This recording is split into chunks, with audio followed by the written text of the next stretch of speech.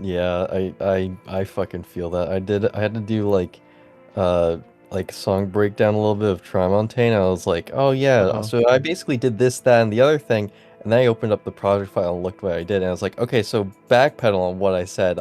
Don't do that. Never mind. That's what I would have done if I was a smart person, like I am now. Oh man, are we good, gamers? We're gaming. We are gaming. Oh, I feel that so hard, honestly. All right, let's see. I switch the overlay. He's such a better DM. My God, He's learned. he's evolved. He's evolved. What is good, gamers? Oh man, this is a long recap, by the way. It's gonna. I gotta do a lot. Longest. Last time on Tales of Arvyre, during some downtime, the party met with Captain Madras de Zoran, as her knights were stationed in Alban. Madras checked in on her sister's well-being and swore that when the time came for Elle to face her father, she would vouch for her. And some days passed. Days later, an alarm horn sounded, and the party raced over to meet the threat. But Veltha stayed behind and threatened Kimaris for answers, wanting to know more of her goals. Kimaris stated that her brother's betrayal would not go unpunished. With many of the civilians evacuated, the Knights of Gold, with many of the civilians evacuated, the Knights of Gold, Fractal Rain, and the Free Rummers, and also the party, engaged in battle with the Sahugan. During the fight, the party spotted Chaos Seagrave wielding a piece of the Rod of Seven Parts as he was heading deeper into the city. After facing him in combat, wounding him, Seagrave called out to something, and it answered back. Grimoni, the Overlord of Passion, revealed himself, ripping Seagrave's chest and plunging the rod within, activating the dragon's blood that lay dormant. The party was pulled into a pocket realm aboard a ship in a storm and faced Seagrave, now as a giant serpent. He unleashed his fury upon the party. After slaying the dragon, the party returned and was met by Grimoni goading them into striking him. He told them that as they fought with his pawn, his brother Yenahu was attacking Emma within the city. Rushing over to the oddity, the party found a wounded Scotia, a blink dog retriever, and Emma kneeling over the mangled body of Bubo. That's where we left off. Emotional damage! Truly emotional damage as you guys are sitting here, each of you around in this scene where the oddity is in a bit of disarray, and Emma is still holding Bubo's body.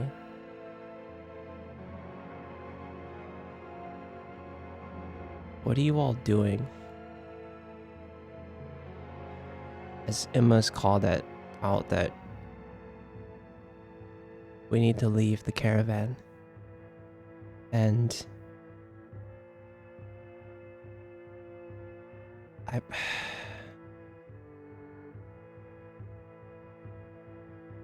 I know that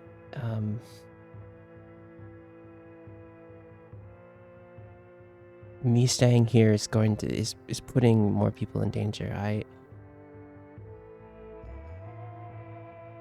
I want to fight back.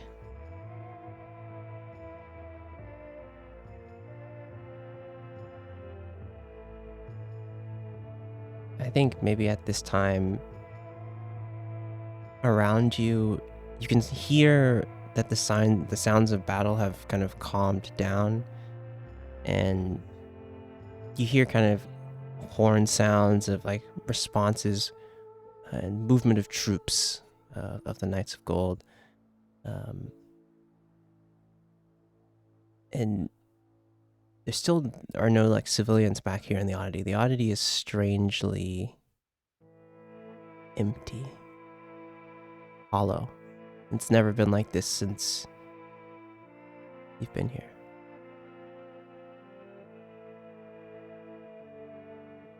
What are you all doing?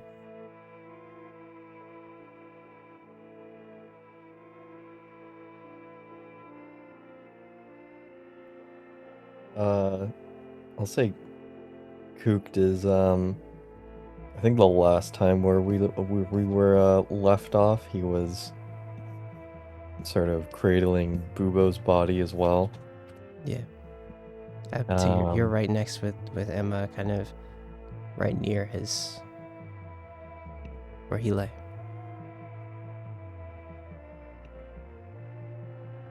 Oh god, I think my Discord shit itself. No, I hear you. Yeah, oh wait, You're hold good. on. Yeah, okay. No, wait. It's like my push to talk. Oh, no, actually, Discord's frozen. Hold on. All right. Oh, Pause no. RP. Pause RP. Pause RP. Hold. Yeah, Discord moment. Yuri looks lost. He has removed his helmet, and he is just sort of standing, arms hanging by his side, looking at our loss. We're back at it. He's back.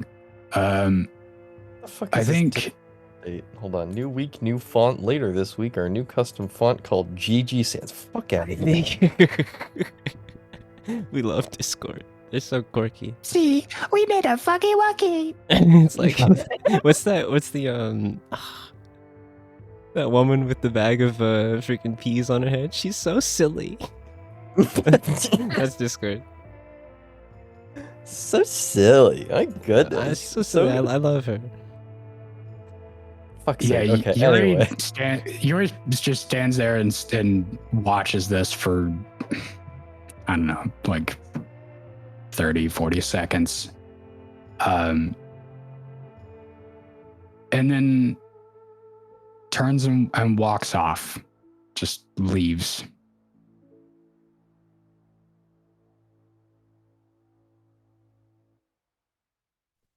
Yeah, okay. So, yeah, Kooked is holding Bubo's body. And I guess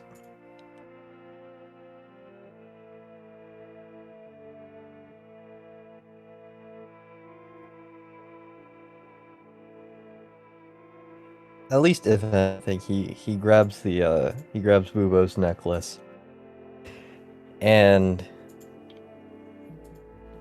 tells Emma to keep Bubo's body safe, or at least just sort of have his body waiting for Strigi clan. And at that point, he sort of turns around and lets everyone know in the vicinity that he must leave immediately and tell Sturgy Clan about what's happened here. There's a moment where Emma's like, "Did you? You're leaving? Can you take him with you? He should be with his family." I mean, I can try. I was originally thinking of sort of circumventing back with you guys after, or if anything, intercepting with you guys after getting with these guys, but I don't know if the weight of Bubo is going to hinder that progress, but I understand. I will say if in the case where if you feel like this is the easiest thing to do, and you can handle yourselves without my presence, then I do not mind.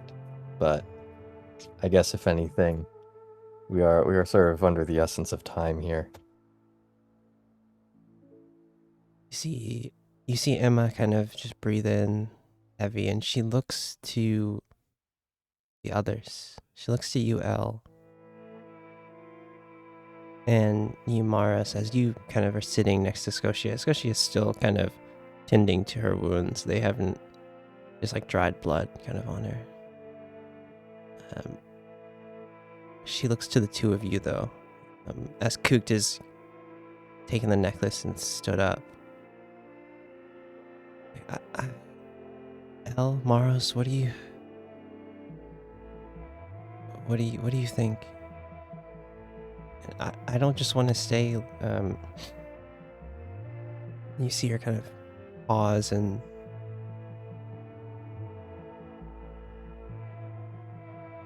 I know I've just said a lot.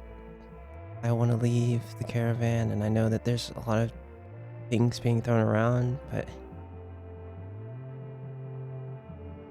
I need you guys just guidance on this. I think Ubo should be with his family as soon as he can. But I also know that it's time for us to leave. I don't want to force a decision on you all.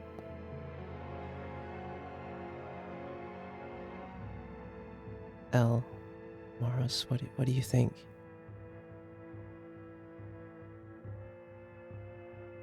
I know you don't want to force a decision on us, but I think we should just do whatever you think is right.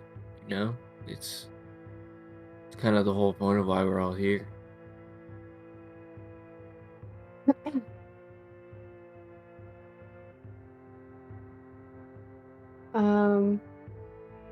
Yeah,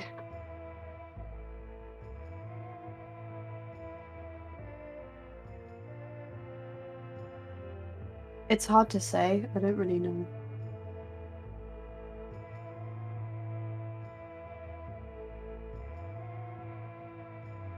She looks in the distance towards where you can kind of make out Yori. You can hear him yelling. Just not words. Just a muttering and growling and swinging at things. A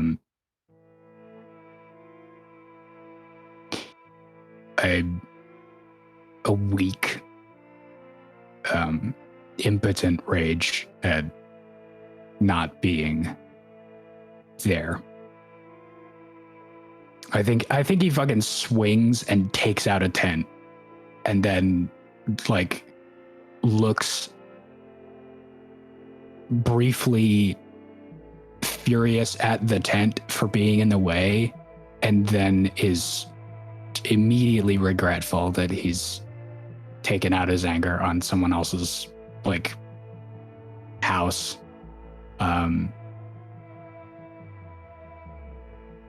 and he,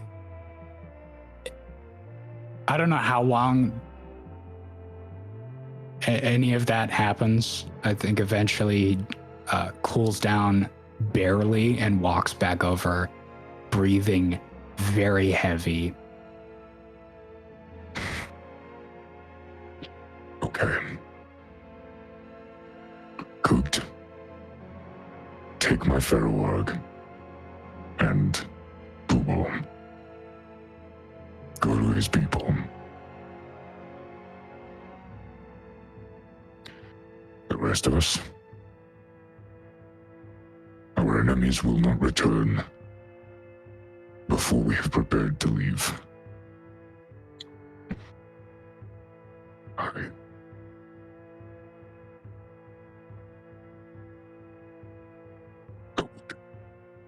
As you see fit.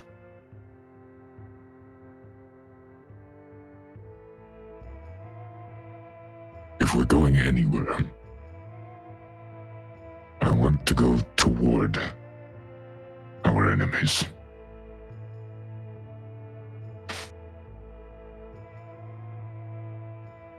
I understand. And I understand that this is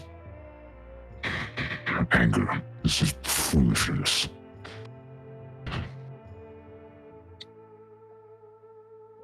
Though I am not in charge.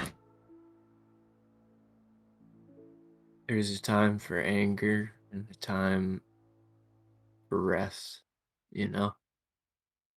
If she's trying to get some rest, I'm with you, Ari. No. Don't mistake my sorrow. Just sorrow. I'm angry. I'm angry I couldn't do anything. And You can't. You cannot. Not yet.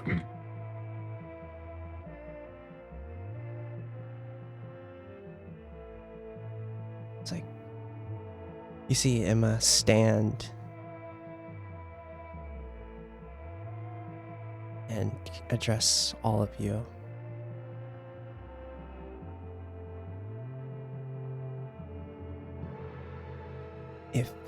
If you think you can manage to deliver Bubo to the Sturgy clan, to his father, do so. However you can. Where are you guys planning on going? So that way I know I can cross paths with you guys again.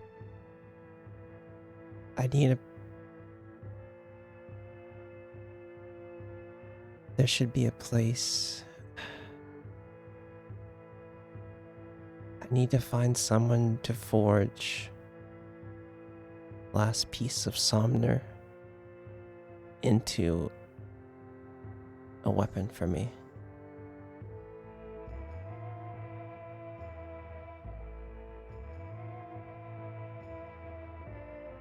It probably won't be an easy task for just any old blacksmith.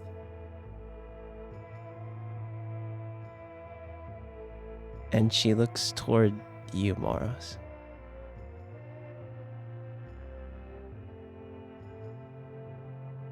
Yeah, my brother's a pretty good blacksmith. It would be a hard task, but if that's where we need to go, I remember what Somner showed me, that 3 brothers would forge him. Well, that sounds a little familiar. He spoke with you, didn't he? Yeah.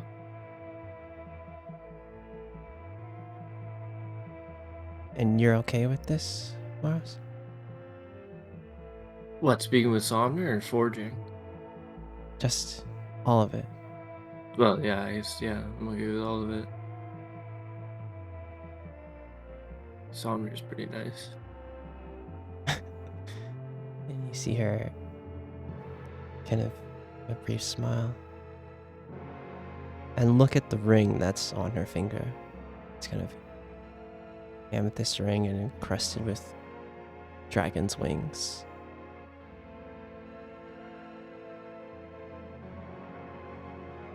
Let us do this so no one else gets hurt.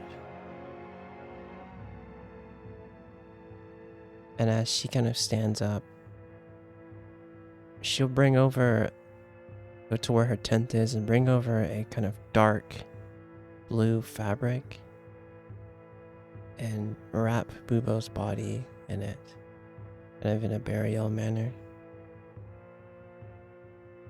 Kind of placing his hands across his chest. And you see her kind of lean down and say, "Hope you went to the keep in peace."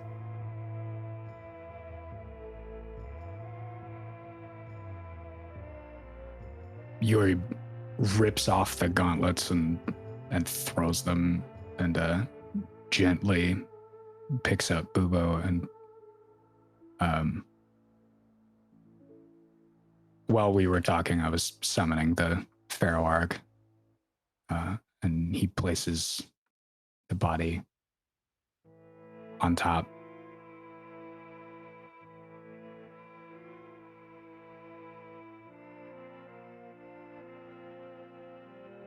Go cooked. I promise I'll see you guys very soon. Be safe. You be safe, don't die, please. Yeah, you too. If you run into trouble within a mile of us, tell your need, I will know. Can I give Kook a potion, actually, before he leaves? Yeah, you can. Let's So- load this boy up. We don't need him dying while we split the party. Yeah. Kook, Sure. I'm giving you a potion of invulnerability. Oh, I forgot you had shit. that. I forgot He's you had going that. by himself. Godspeed. You've been holding out? Truly, he has been. Yeah, He's yeah, almost kinda, died. you know, I Mars guess- has almost died multiple times. He's like, don't need this. That's not even, yeah. I still got some good shit. Oh, you know what? So, Bubo is affixed to this, like, Yeah, he's like kind of saddlebag yeah. contraction. It turns the Pharaoh Arg from giant six-legged buffalo to like a platform for gear, which we've used several times. I will make sure that you have like a hunting trap and some like a 10-foot pole and whatever rope and stuff that you might need for camp stuff. like mule meat. I remember you telling us you were from Butcher's Crossing, correct, Maros? Yeah. That's where we'll meet. Hey, Poacher's Crossing. Oh, I've actually been there quite often when I used to live in the woods. So that shouldn't be too hard for me. Yeah. Yeah, it shouldn't be too hard for me to find you guys. So no, don't sweat it. You hear behind you sounds of the night. And there's like more of like calling people back into the city. The 13th Knights of Gold have started bringing people back in. You can hear that some calls like, make sure there's no stragglers. Push them all the way back to the sea. And kind of at this moment where more people are coming back in to the city, you can see the others of the caravan returning. Quiz, Schwartz's, Simon, Miss Ashglade. As they see the disarray of the oddity, and there's other people kind of in the oddity as well, kind of returning back. Some of the merchants just like looking over. You see the quartermaster kind of like the human man with a just kind of long beard and a calm look on his face. Like, well, everyone focus on rebuilding. We'll start with each block at a time. We'll help you with anything you need. Looks like I'm gonna be burning the midnight oil tonight. You can see him already heading toward the quartermaster's tent as other people are kind of moving around. Urfog and everyone from the caravan comes up to you guys and it's like, what? Urfog will look at you all and like, what happened? Is everyone okay? I'd say by this time, Kook, have you already kind of made your kind of set off on your journey, or are you kind of still waiting? He said yes, he's peeing. Okay, good. You set Kook off, and I think they probably passed him on the way out. Kook is probably determined on getting where he needs to go and probably didn't answer them. He's like, we saw Kook go through the gate. He didn't respond to us. It was... Patriots, gather your things. I'm going to figure out whose tent I took a piece out of. You see the Goliath range weapon specialist be like, what happened to my tent? Oh, god damn it. And you see him kind of get down and start like fixing things. Yeah, I will help him rebuild. He's like, oh, hail brother. Thanks for the hand. And he'll kind Don't of mention it. you see him you kind of help him out. Urfog. Mars, what has happened? Miss Fletcher. There's something has happened, hasn't it? It's just, she's not feeling great right now. Yeah. So you see kind of Scotia stand up like,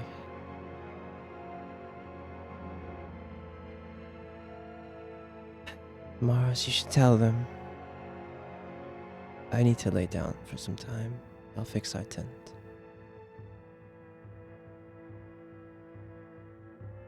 Okay. Yeah, she has really bad food allergies.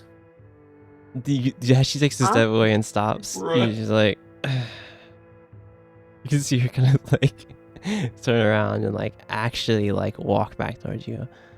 And it's like, Mars, that's enough. It's not a joking matter.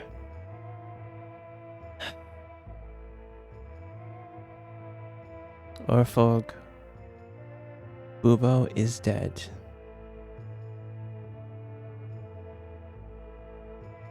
And you kind of see like the mix of emotion on Urfog's like, what do you mean? We saw him.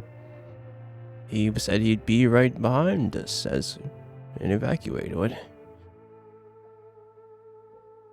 do you mean? And you see that Scotia kind of has a talk with Urfog and Irian of leaving the two of you.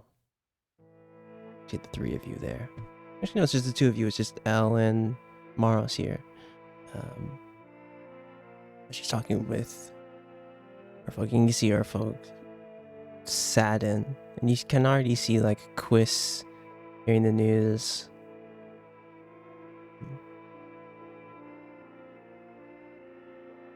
See just sadness over everyone. Irian has a hand on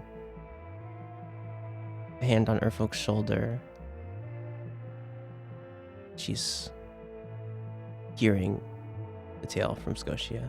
But give me a perception check here, Maros and Elle.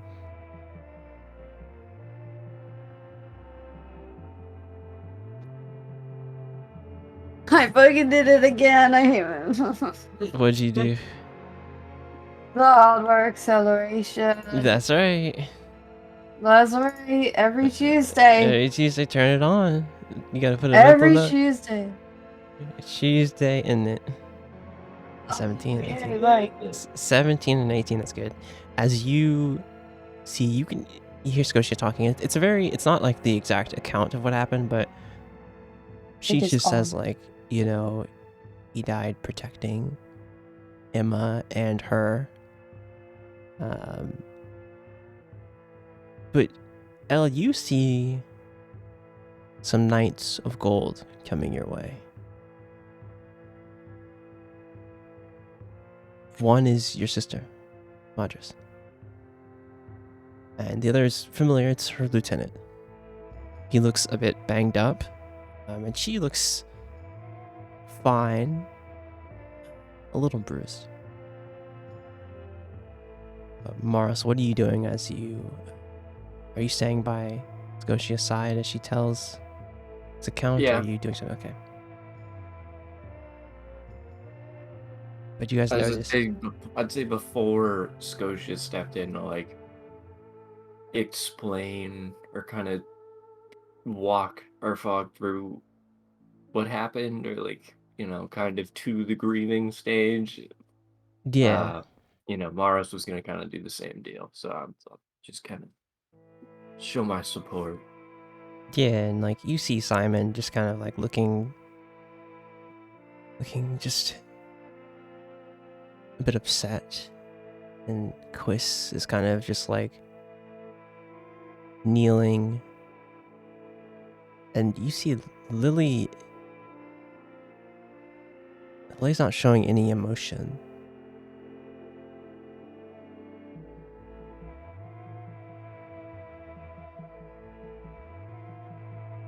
But Elle, you see your sister moving forward, approaching, you see her come. She's like, Ellie, you all right? Yeah. You see her kind of put her hand just on your face, like looking over.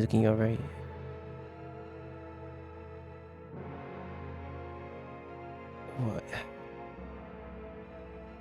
You did well today. And Thank you. Thank you for being there beside me. Thank you. I'm glad you're safe too. She kind of looks around. She's like, some of my men will assist in whatever this place needs, but I'm just glad you're safe, and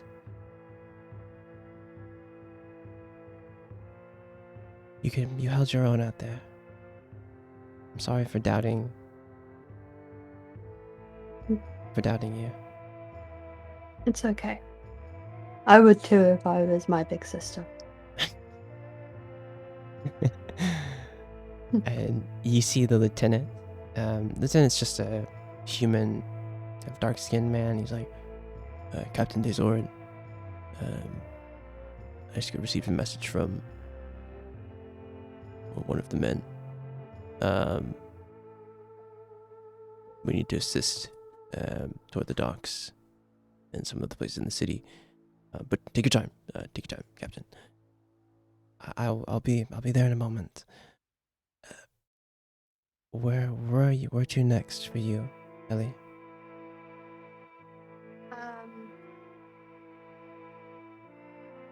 Honestly, we're not really sure right now. One of our people have just gone off and split up, and we're just kind of Well, we're deciding what to supposed to do. meet Cooped in Yeah. Boxplot. Is that right now?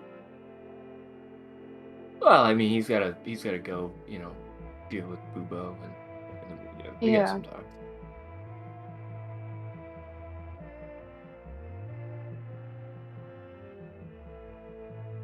Well, if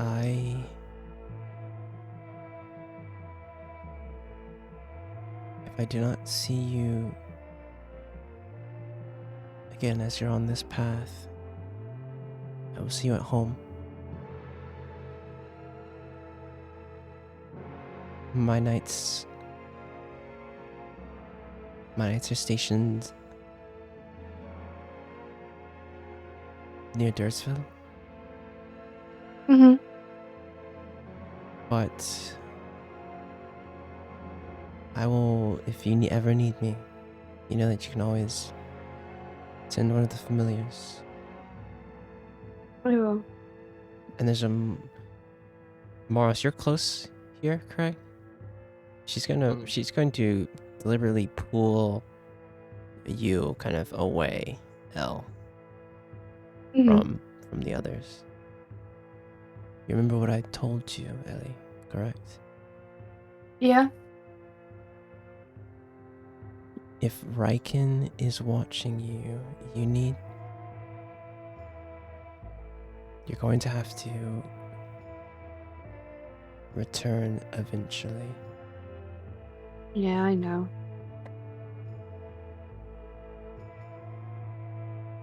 Do you think I'll be okay for a little bit? Maybe. I don't know. You know that order, that Druidic order is sworn to our family. Mm-hmm. And they do have all your best interests at heart, but they also have Father's interests at heart as well. Yeah. You should be careful. And know that you will have to talk with him. Yeah.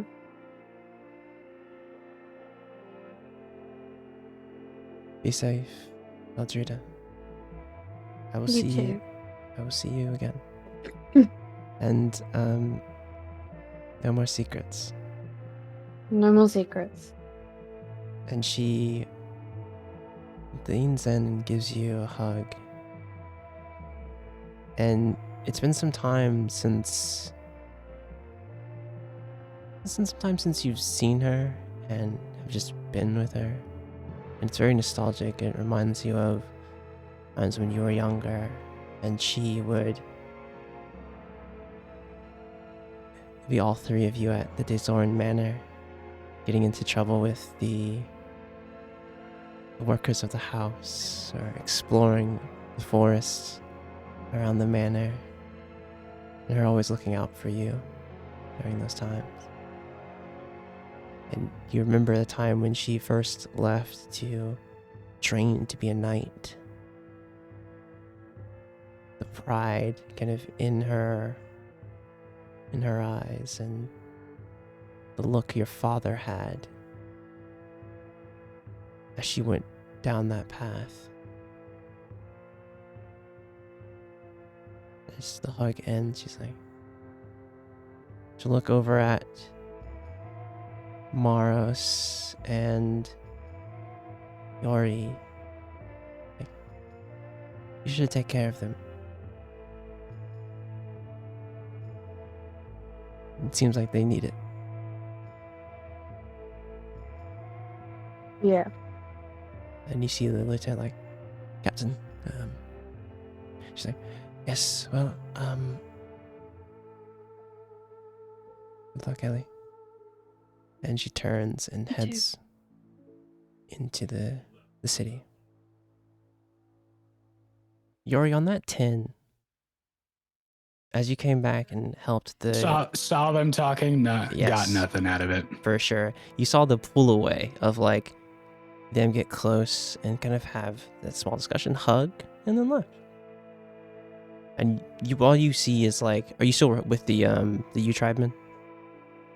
U tribesman? I think we've finished fixing sure. his tent, He's and like, there was a very curt, like, all right.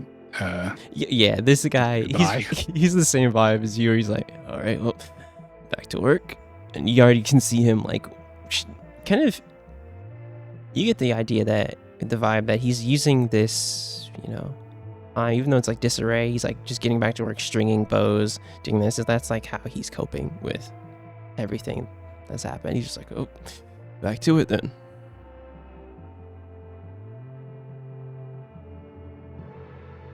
As you're all here, You're standing in the same place I left you.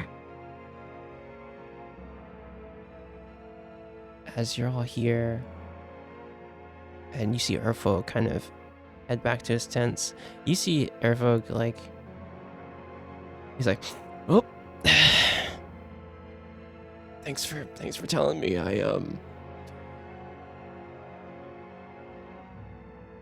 And you see Irian like, honey, you don't have to. It's okay. You will be missed. I'm gonna go take care of him.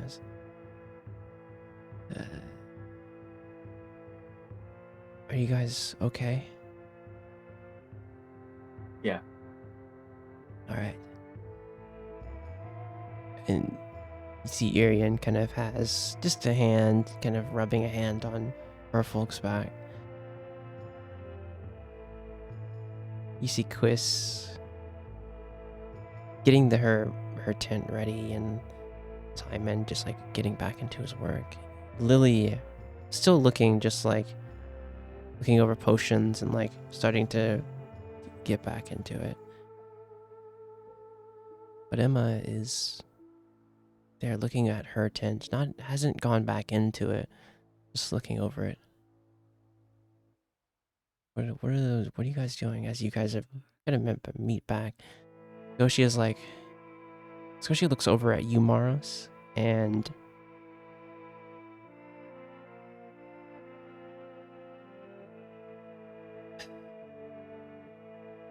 Maros, sorry for snapping at you. No sense in hiding anything from them. They need to be able to grieve. Yeah, I just didn't really feel like being the one breaking the news. You know? I understand, but it's better that they know. Yeah. I need to find something. Like, good thing I saved some blood from those other animals. I'm going to need that right now. I'm going to go to our tent and get down. Let me know what your plans are when I get up. Alright. Just let me know if you need anything. I will. And you see her still kind of... Actually, give me an insight check as you kind of see her walking away from you. On an 11, you see her walking, hiding her wounds very well. But you know that you've been with this person for longer than anyone in this group. You know that she was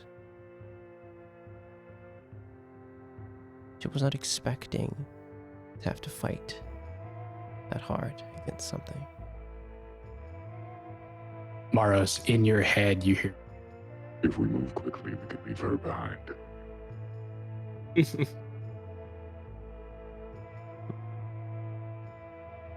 Maros is not going to respond to it.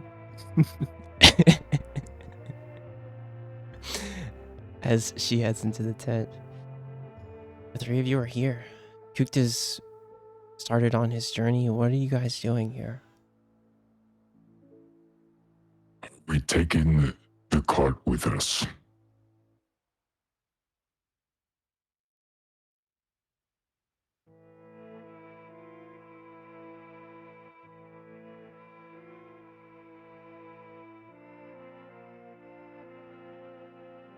Fine, I will answer. We should leave them the bodyguard wagon and move our things to the Fletcher wagon. Alright. Works for me.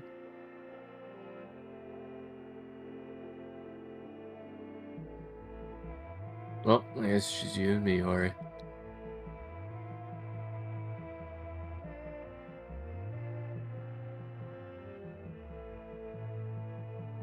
We have moved faster.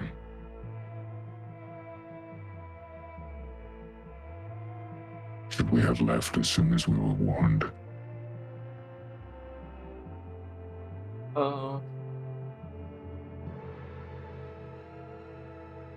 Maybe. Well, I don't know if we have to worry about that anymore.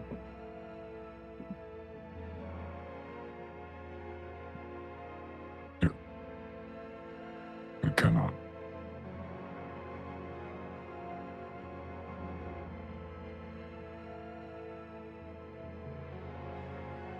You see Emma kind of still looking at her tent. You can see her just over, like, not hasn't even gone back into her seamstress tent. She's still looking at it. Oops, hope that didn't set anything off. I will, as I'm passing to go pack my things out of the bodyguard wagon, I'll shoot her a mental message. Stop looking at it. Go in. You hear a message back. I want to remember what it was like to be normal for a second. Those memories will be with you.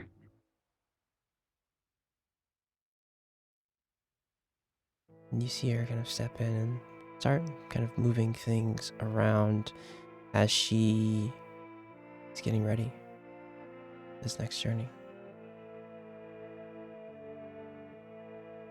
Elle, what are you doing to prepare? And Maros, you as well. I'm getting a coffee. Yes, sir. Yes, At sir. this moment, In this moment. it's been less than an hour since the city got attacked. I'm just gonna And you're yell gonna as rock, Elle's you're gonna walking rock up to away. the copper whale. You're gonna rock up to the copper whale like, "Hey, y'all open?" So there has been a town-wide disaster. Right now, I need to support local businesses. Exactly. I I'm gonna will go, say Elle, this. get me one too. I will say this: if you're anywhere near the bodyguard tent, everything is being like grabbed and moved out of the tent haphazardly, but into piles. Yeah, I think Velitha has gone except with for you all- to help you with that. Yeah, except for all of our necessary things, like our coffee equipment, which we totally have. It was there in the cave. Yeah, yes. Let's Um, fucking go. So while I'm packing, some coffee is brewing. Let's fucking go. Yeah, and your guys' makeshift common area, which is it, luckily hasn't been like destroyed over. The battle never really went that. The battle with the Gnolls never really went to that far over there, but the makeshift kind of common area that you guys have made is still there, and Yori is brewed a Yeah, brewed some coffee. the oddity relatively untouched. Only damage was me. Yeah, yeah. I think like some of the tents are in just like a lot of this block, fairly like some disarray because like Scotia fought here, and some of the other blocks a little bit as well. But a lot of people were Like evacuated. people leaving in a hurry. Yeah, exactly. Probably left things. Yeah. For sure. That's kind of why the quartermaster's like, we're gonna have to just get a check and like make sure everything is okay. And you see from here, the post, kind of the quartermaster's post, the lantern is on. Yeah, I mean that's kind of the sign that like, even though it was blown out during this happening, during this time, the light being on is kind of this just sign that things will get back to normal.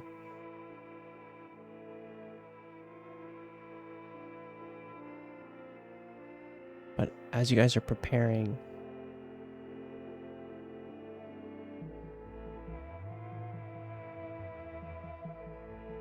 what's going on with you all? Have you seen my helmet? I think I planted it.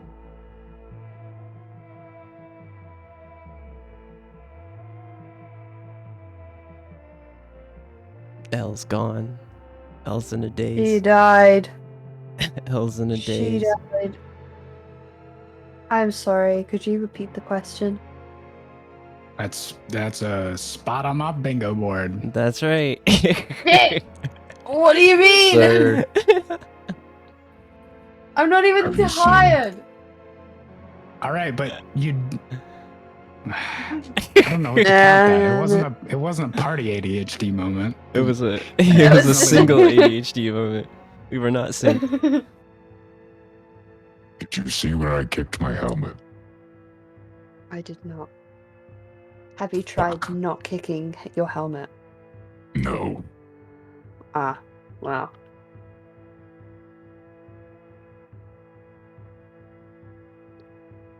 I have. Have you tried looking over there? Oh, there it is. Could I be? +1, honestly. Inspiration, honestly.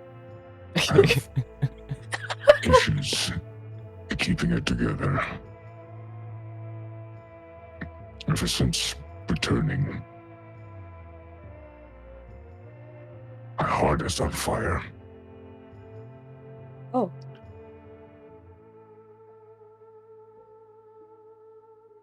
I don't know what to do. Well, I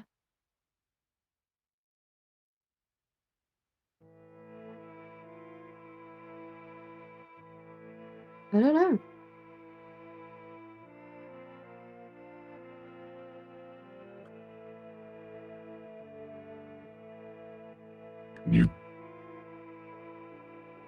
Can you give me direction?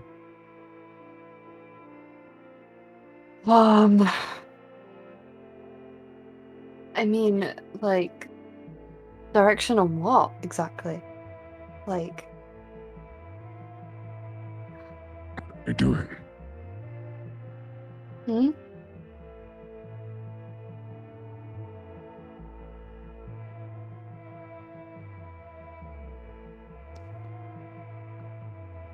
Before I died, Yeah. Crusher told me to protect Emma. Yeah. And I still intend to do that. Of course.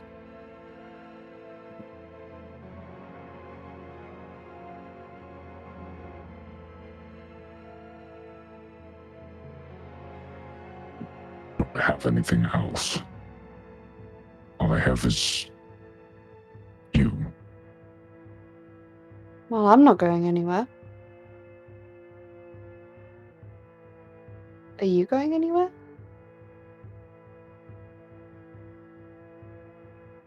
No. No, I will follow you. And I would like that.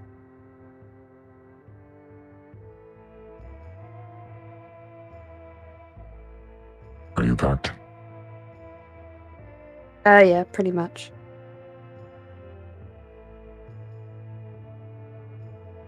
I'll move our things to the Fletcher wagon and we can leave. Okay. As It'll the be two- okay. Don't worry.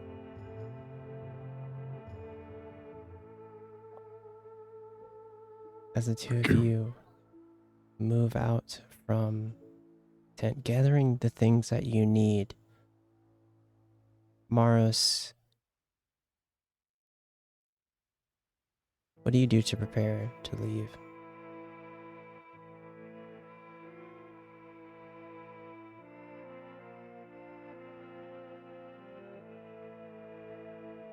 Most of our shit goes in chests and bags and stuff and gets packed in. I do want to make one last stop to fuck, it's not Quiz, is it? I've got a couple of empty potion bottles. I just want to get like Lily. Yeah. Yeah. Ashglade. There we go. I've got fucking one. I definitely have more than that. Yeah. How many healing potions can I get?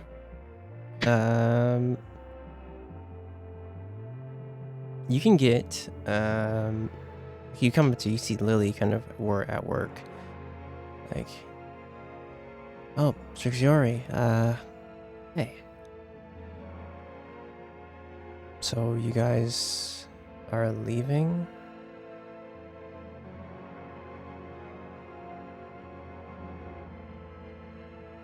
Make no mistake.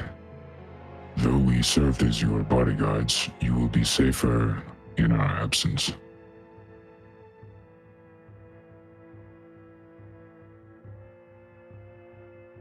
I kind of figured.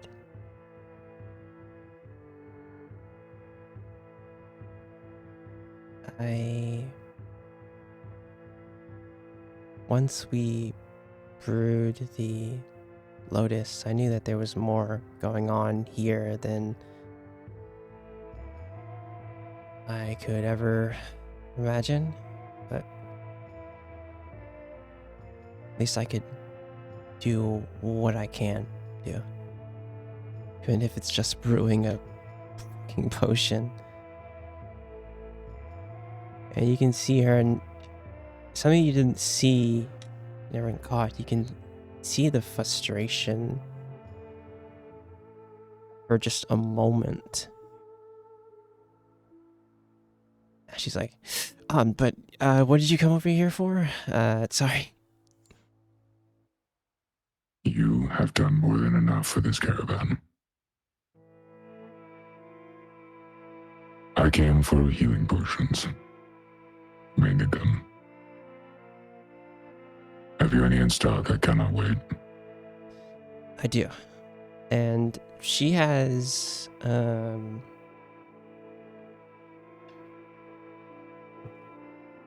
2 potions of greater healing. And she's like, hands you them. She's like, just give me 50 gold. You need them more than I need them. I know it's considerably less. Don't say a word about it. Just take them. Yori like opens his coin wallet and counts out 50, places it in her hand, and as soon as she turns around, I take out the other 50 and put it like somewhere in her tent. Yeah, she's like already getting back to brewing other potions and like kind of working. Is that right? It's like 50 each for greater. Graders, yeah, Normally? it's usually a bit more than that. It's like almost like 100. She definitely gave you a Deep true discount, but yeah. I'll give her more than she's asking anyway. Yeah. Cool. I think that's all that I need to do near the caravan. Sure. Maros, as you are you back in your tent? Right? Yeah. As you see Scotia kind of resting, what are you grabbing to kind of prepare to go? It's just like rations, clothes, kind of a lighter load. You see like Scotia kind of... Well, I'll ask again. Sorry, not to interrupt the RP that's about to happen. Yeah. Are we taking the wagon? You would. You'd probably take it to kind of travel toward Poacher's Crossing. So yeah, I think It would be. You would. I think Maros would just have to wake Skoshi up to take the tent down. Honestly, if I'm gonna be real. Cool. If anything, we're loading things into your into their wagon from Maros's ours. car. Yeah, exactly. There's a moment where Skoshi's like,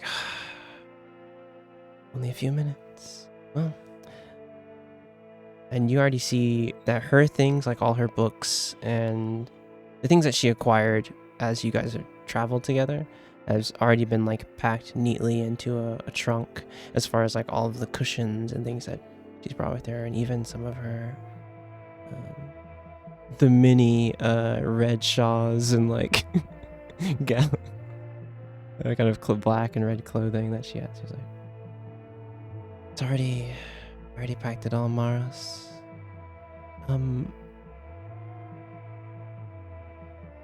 You're sure about this path? You see her kind of get up and kind of moving close and can put her arms around your waist. She's like, you're sure about this path? Very sure. Then we will walk it together.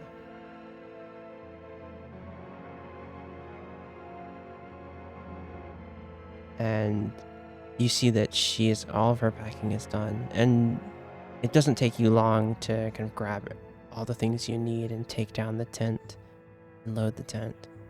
You see Emma emerge with...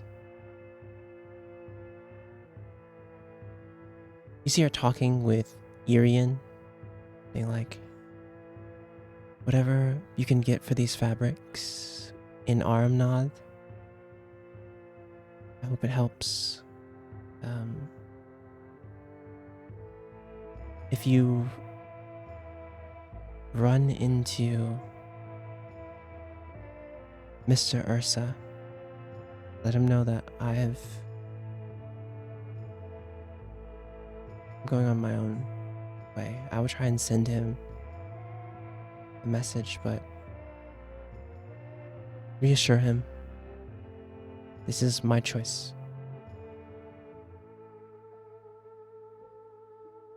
And you see her grab just a small bag and some things as she's heading over toward cart. She has just a small amount of fabrics with her too. Nothing, but all of her major, everything else is left here.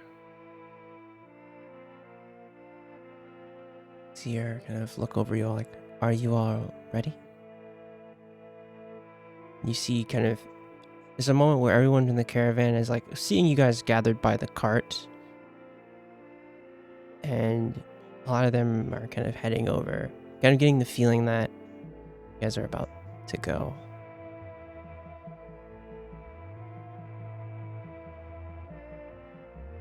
Emma will ask again, everyone's prepared to go? Yeah. I think This we is- should probably get going before it gets complicated.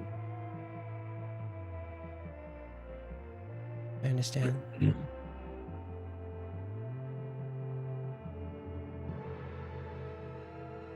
There's a moment. Give me a perception check. Everyone. Not me though, right? Not you. Neither. We'll get to you in just a moment. Sick. After these messages. After Top these of the hill. messages. What's going on over there? We can't Oh, see mine shit. didn't come through. Mine didn't I come saw through it. because I. Oh, Yeah. Let me go to my campaign. it was 15. 15. 15. All right. 15, 10, and a 9. You guys, L, you look over and notice familiar face like looking over at you all, and kind of emerges from the shadows. It's Lunaria. And behind her is Shexana. As you guys are kind of loading in, you see Urfog and Irian like, well, safe. I would say you see Lunaria and Shexana a little bit further towards where the arch of the oddity is. I was like, well, it has been a time having you all. on the caravan. I will remember these times fondly. And if you need anything at all, look for us in the capital city. You ever return to Delos? You see Irian kind of say, take care of yourselves. And Simon kind of will look over at you all and say, it's a pleasure doing business with you all. You will be missed. Quiz is already kind of looking down. And thank you. Thank you for putting up with me. I know it wasn't easy. You are a lot. Well, I have to be. And you see Lily just give you all a nod.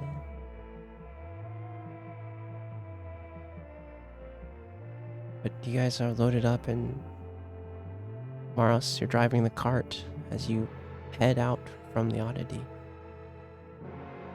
You see Shixana kind of,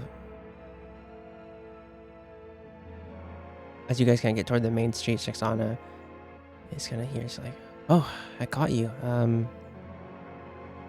So you guys are leaving. I wanted to make sure you guys were all safe during that. We caught you briefly during the fight, but just wanted to make sure you guys are okay. I guess your path's leading you somewhere else. And you see her kind of look toward Velitha and give her a nod, kind of a knowing nod. And like, well, be safe. And I hope whatever you all do,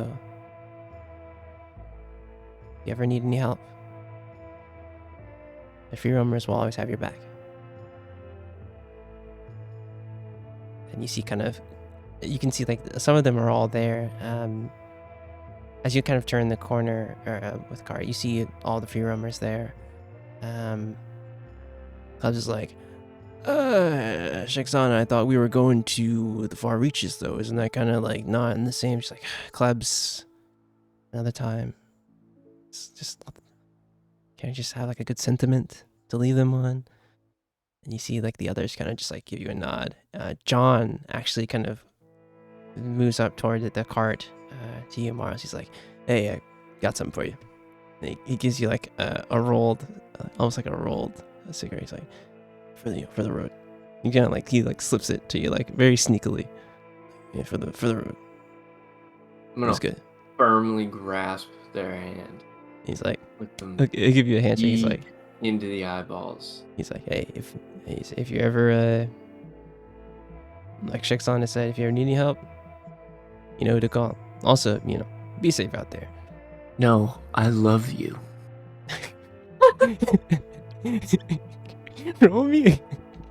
Just roll me a d20. Just roll me a d20, just for me. It's like, well, shit. Okay.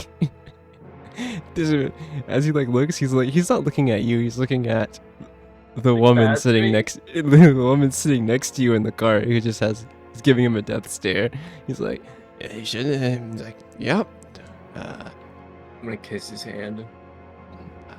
Their hand? His hand. You're fine. Okay. He's like, John's like, oh, well, okay. Didn't expect that. And you can see Hex. Pass mode. You can see Hex just like, John, you have an admirer. Just give you safe travels, you all. As you kind of roll past the free roamers and head towards the main gate. Heading out from Albin toward the open road. Cooked. You've had a couple of hours of time ahead of the group. And this is terrain you're familiar with and that you know. So for me, I know that will cut down the amount of days on the road for you. You're not traveling with the full group. So what I need from you is for the path towards Fort Canar, I need 2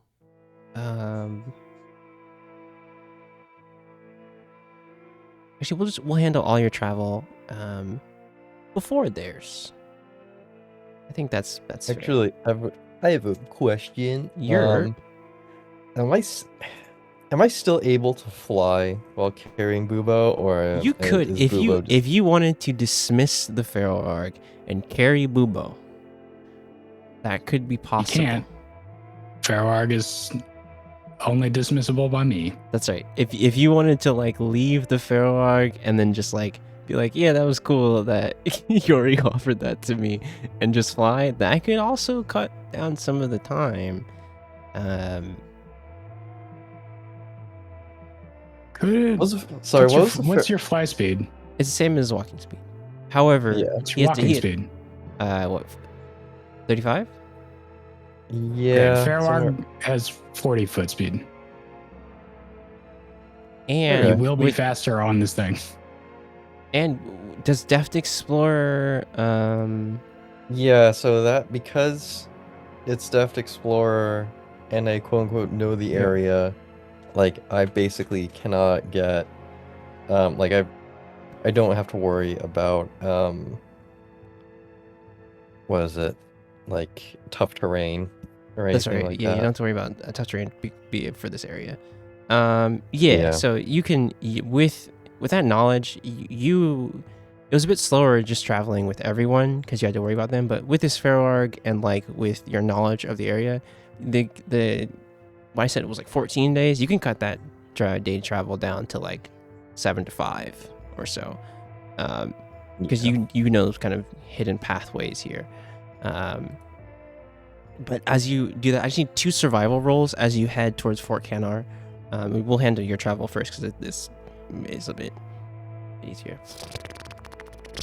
It's gonna take on the weak side, the 1 week side of time. So you cut the time directly in half to get to the base of Caligo. Yeah, physically carrying a person definitely slows things down. Yeah, you can travel on the Farwarg and like use some of that to like get some of the like the hard terrain as you kind of head towards kind of that hilly path. As you get to that check mark or that point where it shows like this way leads path into Poacher's Crossing, this path leads towards Armnod, this one leads towards Fort Canar. You just take the path towards Fort Canar, easily making your way past the terrain, passing through Fort Canar. I assume I've taken a long rest, by the way. Sure, yeah. On this, it's been a week of time. You've taken a long rest. You're fully refreshed. Also, we'll get to the other groups travel as well. As you kind of make your way here, heading towards kind of that area past Fort Canar to the foot of Caligo. Give me a perception check as you make this path, heading to all the same pathways that you went the first time here. Is this sight or what? This is sight, yes. This is sight, sorry. An 8. You don't notice anything in particular. You are determined to deliver Bubo to his family. And as you make your way to that pass where you kind of go up some kind of rocky, almost steps that look like they're carved into the mountain, but just from wind and rain, it's natural forming kind of ascension up into this narrow path. And you make it up toward the plateau and see the trees and everywhere here.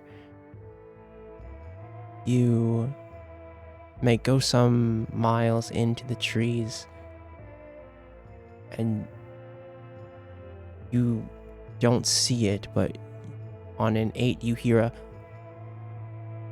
like a whirling of wind, almost like gradually getting louder. What do you do?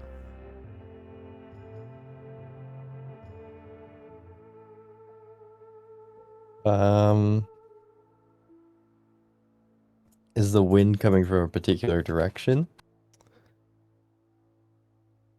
On an 8, you're not. You can roll me another perception check. Yeah, I'll do that. This is for hearing, for sure. Let's do normal roll then. All right.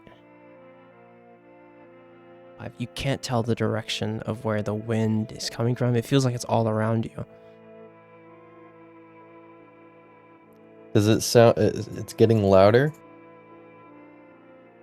Getting louder.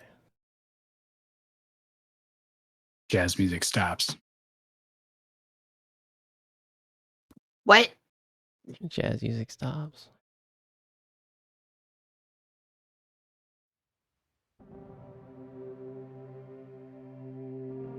As you kind of do you keep traveling? Kicked?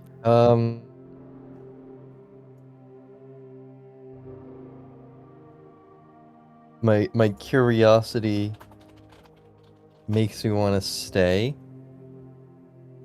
but the other part of me, sir, just makes me just want to ignore it and keep pushing ahead.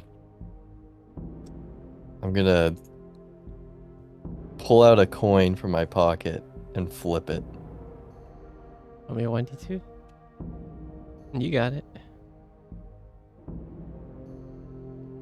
2 is tails, 1 is heads. That's right. Tails, we stay put. Heads, we keep pushing forward.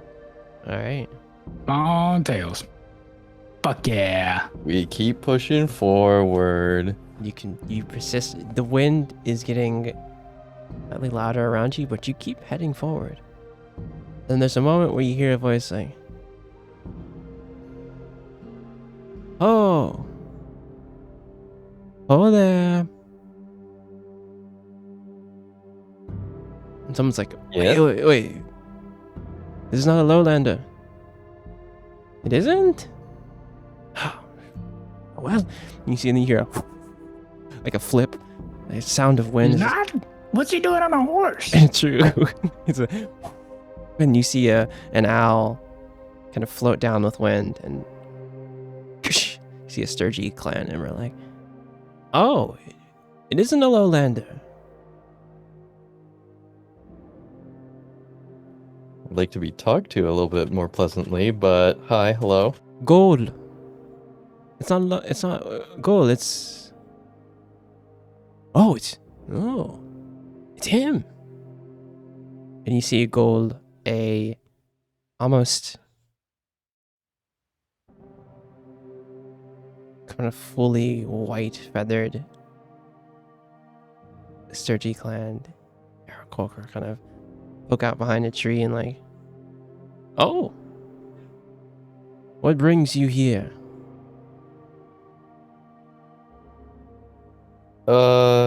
Well, do you guys want the softer side of the news that I'm bringing, or do you just want the hard-hitting facts here? You see the other kind of owl. This one's almost like black, feathered, looking with like kind of speckles of gray. He's like, Gold, I don't know. Good news, bad news. Strix, you need to. The good news is always best first. It softens the blow. Give us the good news first. If there is there any good news? Strix, you're assuming. Yeah, you're assuming here. Let me put it this way: both is bad news. Oh. It's more or less how much information do you want to know about the bad news? Is this like ears for the chieftain, or is this like, or this like, you know, we can know this as the protectors? It's primarily information for Altus, but more or less everyone here is gonna sort of know what's gonna happen here. He has told us about you. You are of the Hisif clan, yeah. Yes, it's cooked. I was here a bit ago, Ah, yes. if you remember. I remember Taito telling stories of how you fell to the kobolds, sent them running back into their mountain caves.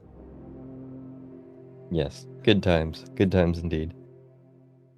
You have his respect, so you have our respect. Isn't that right, Strix?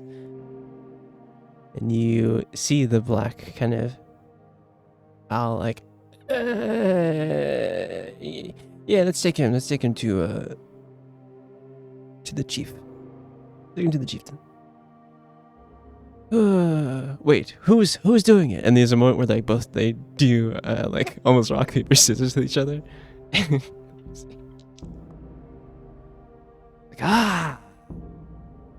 I win again, Strix. Looks like you're staying out here by yourself. Hopefully a troll doesn't eat you. And you can see like the just sadness on Strix's face. He's like, just take him, Goal. And Goal will lead you toward the plateau where Owlswatch is. As you head into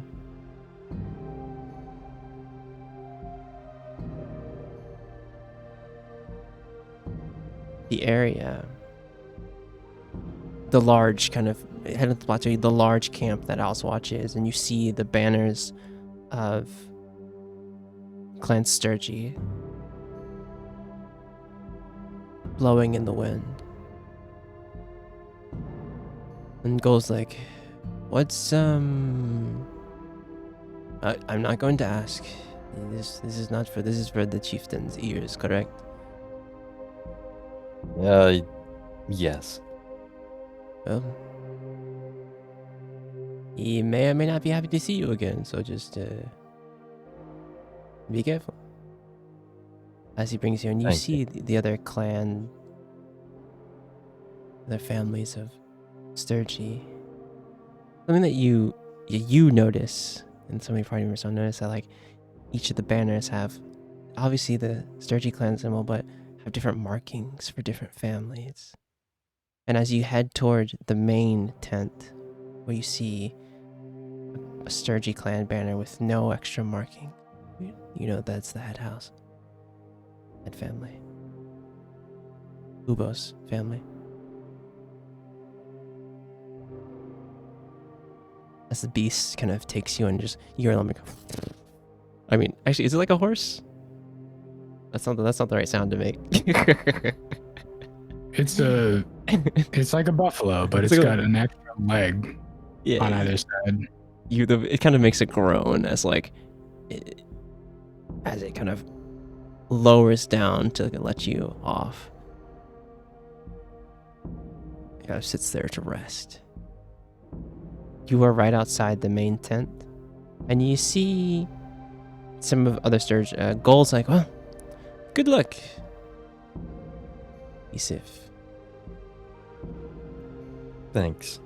May the As I winds guide then put Bubo's body over my shoulder.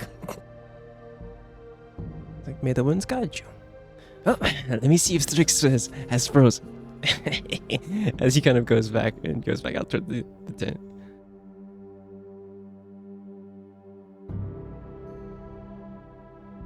You stand outside of the main family tent. You hear some sounds inside. Kind of discussion, and you hear kind of music playing.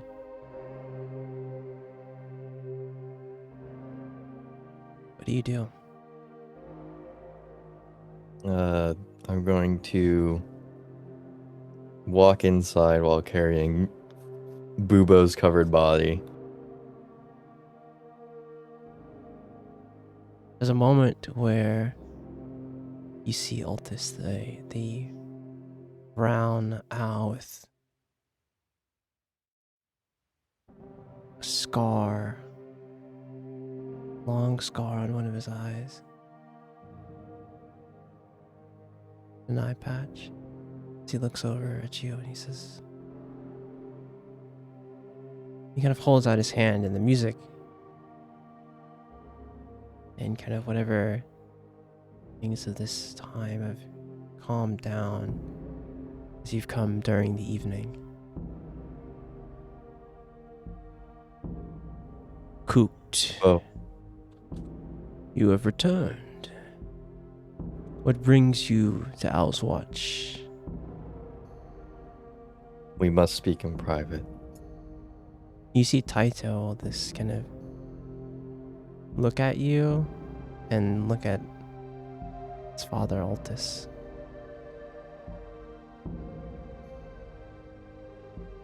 He gives a nod. He's like, my brethren, clear the tent for us. Enjoy the rest of your evening. And everyone moves out from this tent. And Taito is about to go to leave. Like, he stands up and is heading to. He's like, "Not you, Taito. You may stay." And he kind of looks back at Altus like, "What? You may stay." I'm not sure if you want Taito to stay for this. I made the mistake of doubting my son once. And I've made the mistake of doing that with Bubo. I will not make the same mistake twice. He may listen, so he may learn. Alrighty then. This will be his one day. And Taito kind of looks back at Altus and goes back to sit down. Come, tell me what news you bring.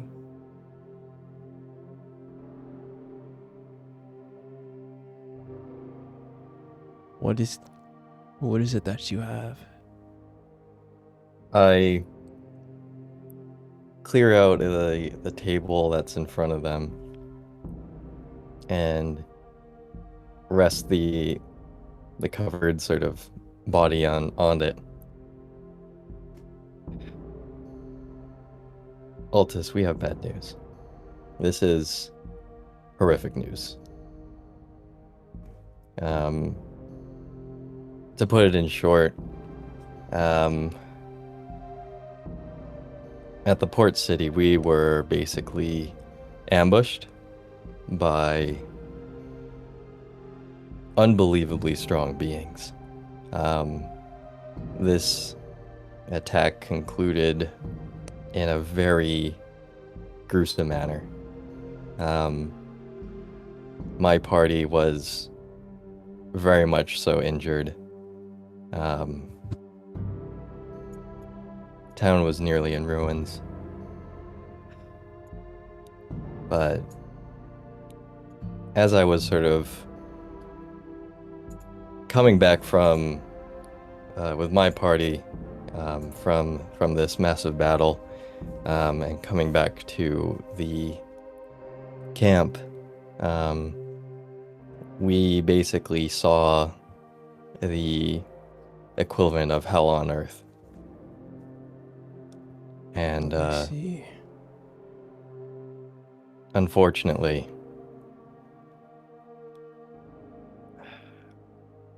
Bubo has passed away, and I've brought him here for a proper burial.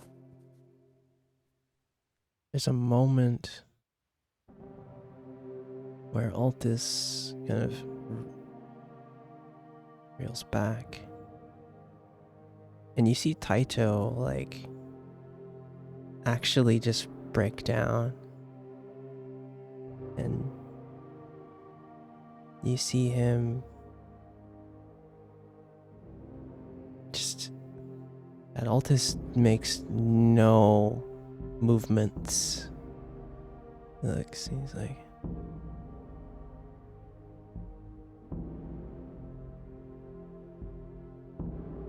so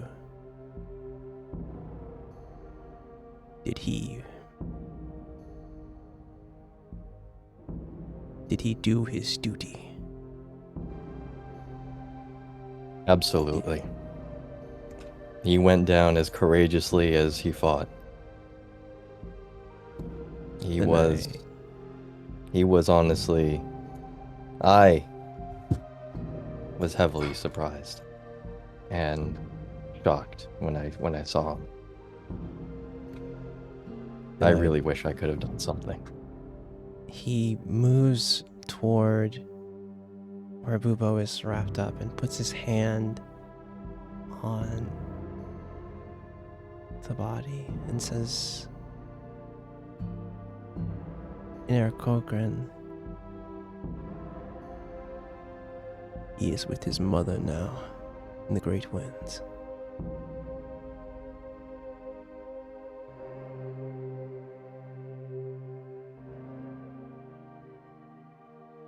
Soaring I to the hope sky, so. dragon. At least he's now at peace, as Kook says also in Arthurxmedic. And you see Taito, like, stand up, Taito. Pay your respects to your brother. He went out. He went with honor. And I cannot be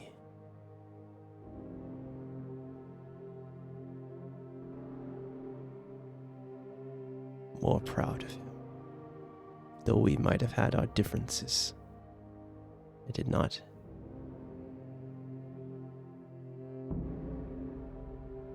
I should have believed in the path that he took from the beginning. Do you have his necklace? Of course. Kook then proceeds to hand out his necklace. He holds it in his hand, and you see around... You didn't notice this before, but around Altus's neck is his necklace. Then next to it is another kind of Sturgy clan necklace. Then there is a Heesif clan necklace as well. And if all of the kind of the stones that kind of have the symbol on them are kind of all woven into his necklace. And you notice the one, it's Talus.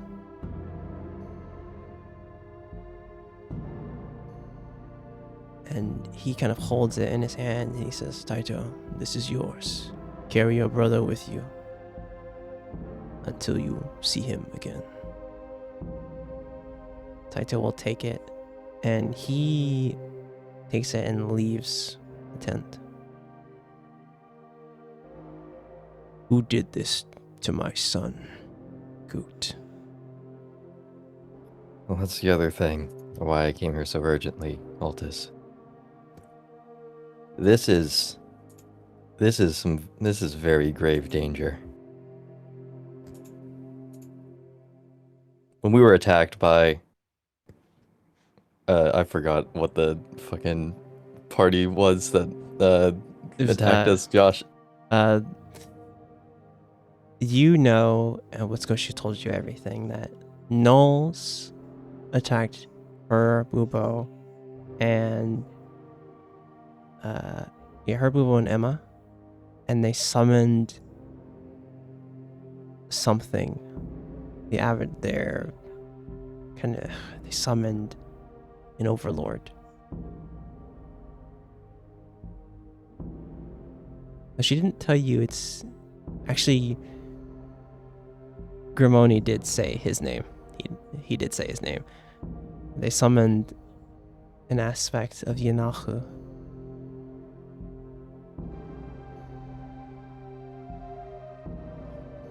Right, yeah, so Gnolls are the ones to deal with this sort of unforeseen damage. But it's worse than this. I recall when ships were flying into the port, there was a lone man, human man. Any guesses, Altus, as to what he might have been holding in his hand proudly?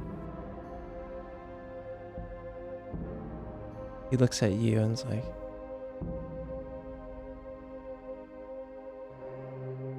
do not tell me he has what I think you're implying.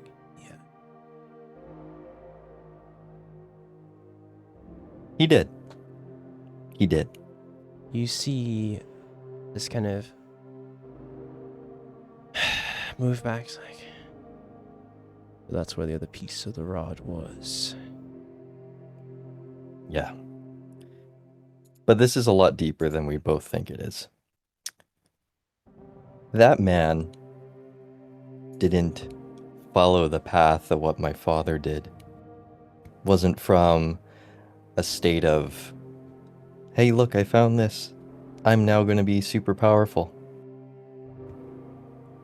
That man called upon a deity named Grimoni from the underworld, the other side, whatever you may name it. Those are the ones that are moving the chess pieces. Because they are so unbelievably hell-bent on getting their brother back. But they are not ones to physically go out of the way and get the pieces themselves. They'd much rather use pawns to then, in lieu, get the pieces. They are cowards. Absolutely. You see Altus for the first time, that stoic kind of motion. You see the anger as he kind of puts another hand on Ubo. If I were a younger man, I would order the Sturgy clan and bring them to war. But that is not the path that I can walk. I have everyone to think of. And you see him looking out towards the opening of the tent, where you can see all of the tents of each of the families of the Sturgy clan.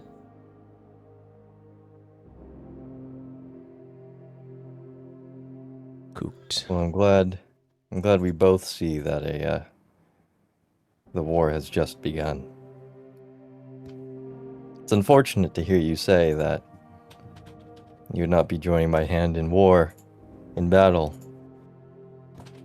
But you and I both sure as hell know that me and my group of friends cannot take on an entirely different realm altogether.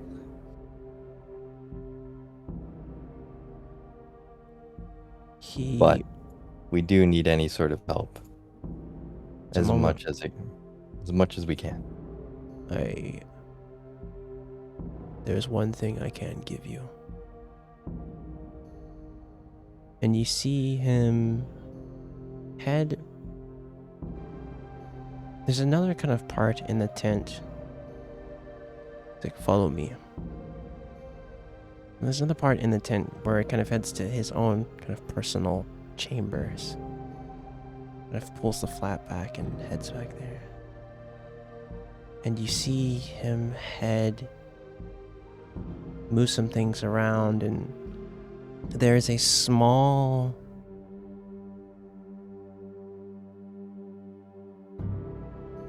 almost chest.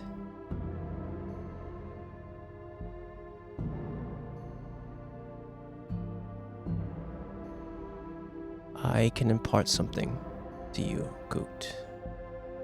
Something that belonged and that your father gave me.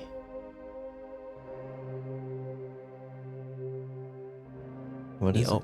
He opens it, and what you see inside are these feathers. There's at least 5 there. And even from as he opened the chest, you felt a rush of wind kind of hit you. As you was open, he's like,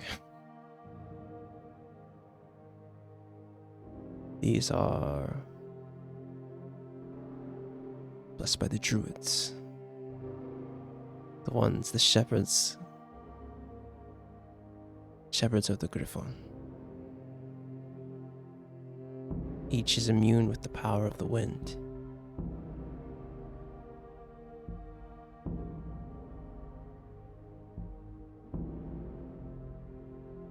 I will have one of the smiths, one of the bow makers, to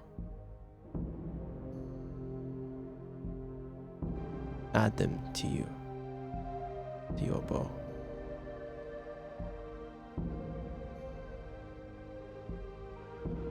And you can see that around each of there's just like this constant wind blowing around each of the feathers. Just as it came up open from the chest, it was like a rush of wind, but now it's like almost a light. Just you can just see the wind just moving around them. Almost you can see the magic. And actually with your sight, with your spirit sight, you can just see an immense amount of just wind spirit energy from each of these feathers.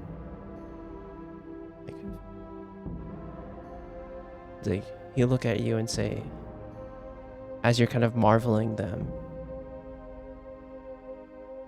you can see something that I cannot, can't you? Yeah, it's the wind spirits I see. There's so many I can't begin to count. They were meant to be yours then. Take them and do right with what Bubo has given you.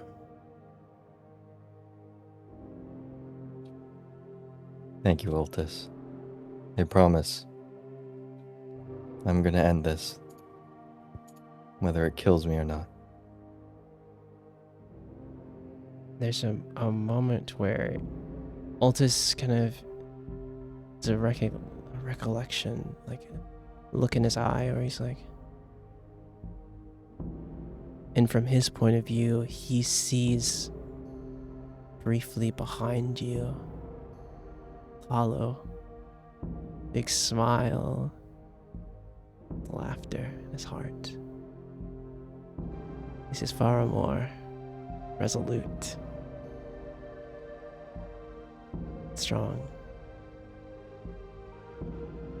Like,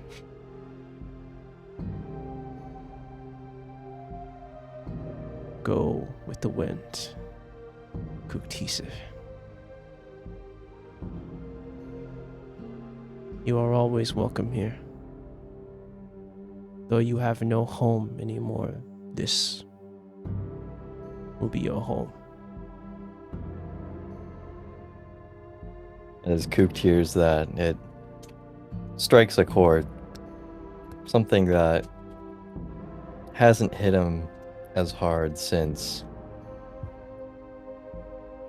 ages, since he can last recall. A single tear wells up and gives Altus a ginormous hug. It's a moment where like I'll just like yeah, this is up, but like he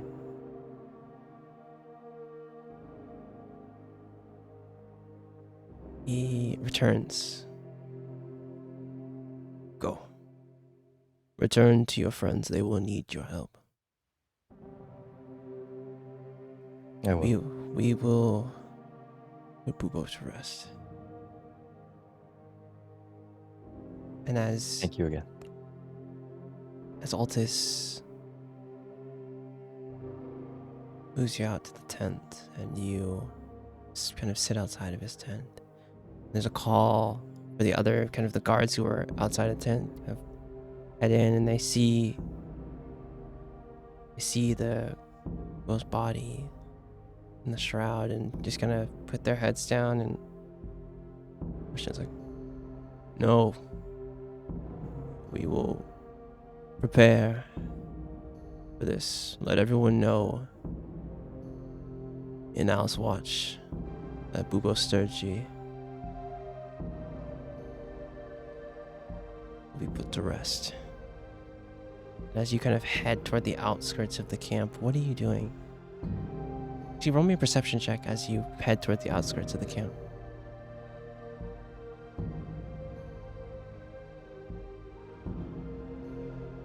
There's definitely sight. You see Taito in a tree on the plateau, just looking out toward just the stars and the Caligo Mountains in the distance. He kind of sees you as you're walking out from the camp and gives you a nod. But you know he's hurting.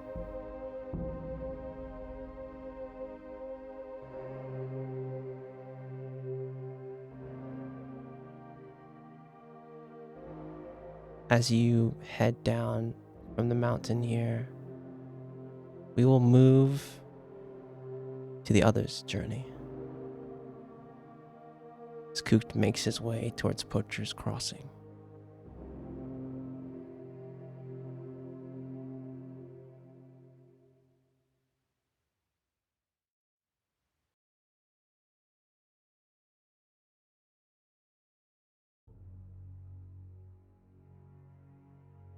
The rest of you have left Albin and are starting on your journey. I need each of you to also, I kind of glazed over something, but as you've imbued the bow, Coot, with imbued Moonfire with the spirits of the wind, it has been changed, and we'll talk about how that is when you meet the party again. We'll talk about that. Yeah. It's something that you'll probably tell them. Because you have a better description for it than I do. As you guys are traveling, the rest of the group, Maros, El, and Yori, I need one of you, as we're making the 12-day journey to Poacher's Crossing, I need one of you to roll me a d20. For these first, couple of days. Feel lucky? Yeah, what do you guys want? L time? Hell yeah. Lucky number 13. Let's go.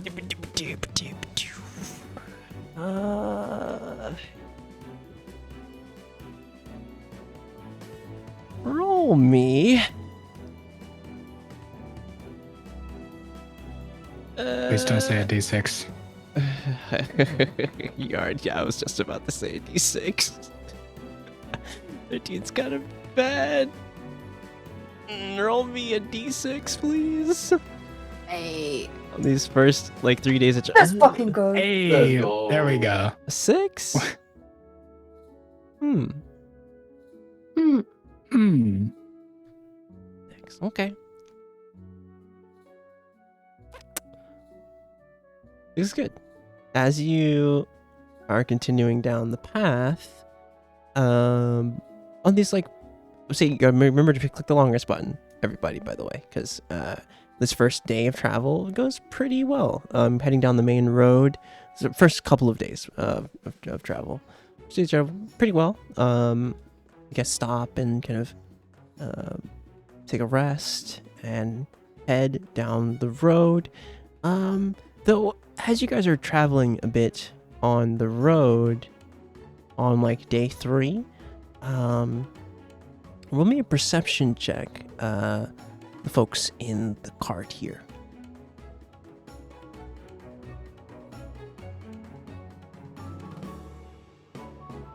A 25, a 22. Maros, if you would. Maros, When it matters.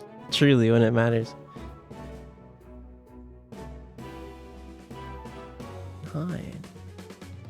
As you guys are heading down the main road, in front of you 20. Morris, you don't see it. You're driving. You're driving, brother. I forgot it was muted, by the way. You're mark it. I'm counting it. Yeah. 25. Gory, you see down the road a group of men on the road. With the 25, I'll give you a lot for with the 25. You see about 4 people kind of on the road. They were kind of blocking the road. From here, as you draw closer, you see that there is 4 men, and then another kind of 4 men on one side and another man on the other side. As you guys get closer, you see that they're... Hang on. How far out are we? How far out do I notice this? You notice this It's just probably like 100 or so feet, 120 away. You notice it. It wasn't you and Elle notice it 120 feet out. You notice like the shapes of people in the road, like 120 feet out from you. But Maros, you just kind of looking and barely sees nothing. Really can't shape anything out. But yeah, you see the shape of people on the road, and as you get closer, you can see like it's about 4 people. And it seems like there's like 4 on one side and 1 on the other side here. What are you guys doing? You guys are eventually going to meet up with them. Immediately, I will sort of step off the back and walk in the shadow of the wagon. For sure. Emma's like, is everything... You see Emma's inside kind of the car. She's like, is everything okay, Suxiori? Maybe not. Stay aware. Okay. You see her, her and Veltha are kind of sit up straight as you guys are heading down the road here. You guys are getting closer. I'm gonna look at Elle and say, do you want to rob them? Scotia next to you, like, yeah, are you serious? Or, Elle, he's not serious, is he? Uh-huh.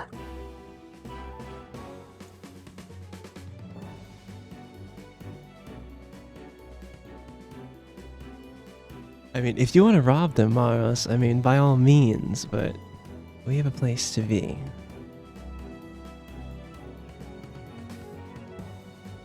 It feels right when you're going to poacher's carousing, you know. It's like, you know. Oh, that's how you're raised. I can see you. Well, I mean, you know, it's not really, you know, you just kind of, you know, you tell your parents you're going to your friend's house and you go rob people coming into town. Oh, it happens, you know, people do that when they're grown up. You're a bad child, I see. No. Oh, okay. That's a good kid. And as you guys are getting closer and closer here, what are you guys doing? It's coming into view now. You can actually roll me a stealth. That's good. Let me see something else. You said there was like 4 on one side and 1 on the other side. 4 on one side and 1 on the other. And the one is like facing toward where you need to go. The others are kind of like in the way. Like you'll hit them first, basically. There's a moment where you can... He's a bit farther. Yeah, he's a bit farther. And there's a moment where you can hear, as you get closer, the perception checks from everyone here, as you guys are getting closer, you might be able to hear something. New perception checks? Yeah, new perception checks. I ain't see shit. This is for hearing. You can't really, you only hear like the wagon kind of hitting with the gravel.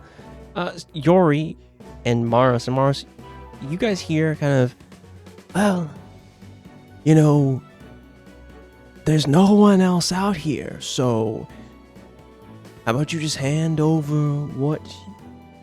And that's kind of all you can hear. You just hear like the shouting of a man in the lead. And the other guy... He's obviously not talking to us. No. There's another guy who's like... The other guy looks a bit nervous, and you can see him holding a...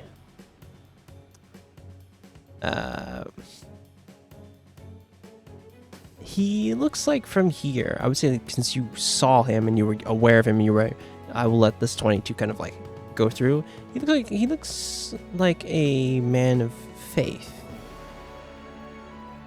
This is one of the 4? This is the one. Yeah, this is the one who is away from the other group of people. The one who's yelling in front seems like a kind of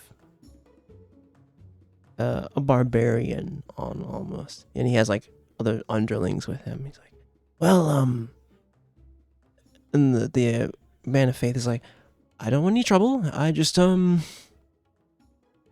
don't have anything to give you, so I'm just gonna be on my way. And there's a cart coming right now, so you wouldn't want to make a scene or anything like that. I'm just going to go where I was going, and I have no kind of gold or anything to give you or anything like that. I'm just simply a man devoted to the divine dragons. I do not want any trouble. Stop the card.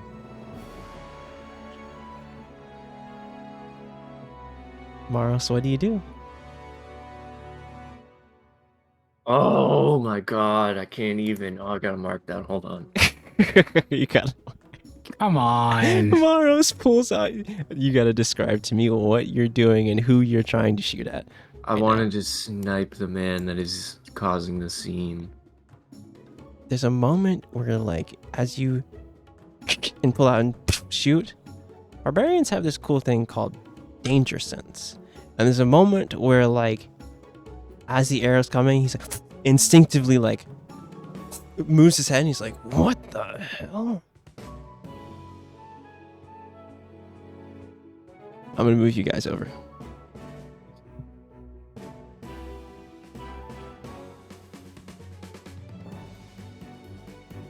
The cart and everything. So you probably are not quite in view yet, but if you guys are gonna get out of the cart, you'll put yourselves right here. This guy is fully turned around, and the man of faith is right here. And he's like,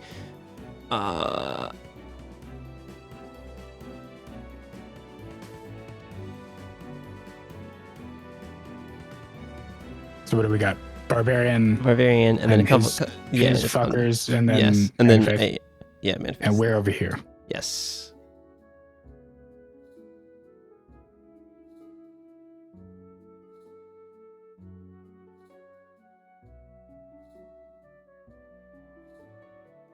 It's like, see, someone else is here, my good sir. So how about you, like I said, I don't want any trouble. I, would like it if you, just left me alone.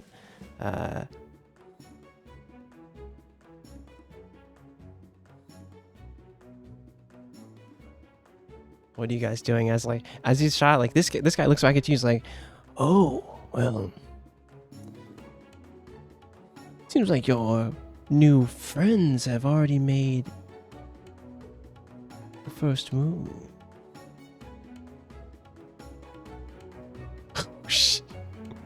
I guess we're doing we're choosing violence right now. Oh yeah, no. Yeah, definitely. We whiff a crossbow bolt. Yori has rolled off from behind the cart to.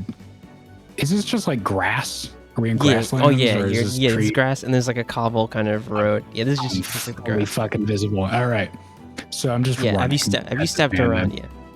Hell yeah! As you stepped out from the cart, he's there. I will say after I whiffed the crossbow bolt, I just immediately put the crossbow in and take the dagger out. Oh hell yeah! Maros was like, okay. It's like Scotia was like, well, I'll stay with the girls here. We'll stay with the cart. Elle, if you would make sure they don't die. Yeah, let me get it. Okay. And you drag yourself onto the man. Oh, I'll use my bonus action and fly too.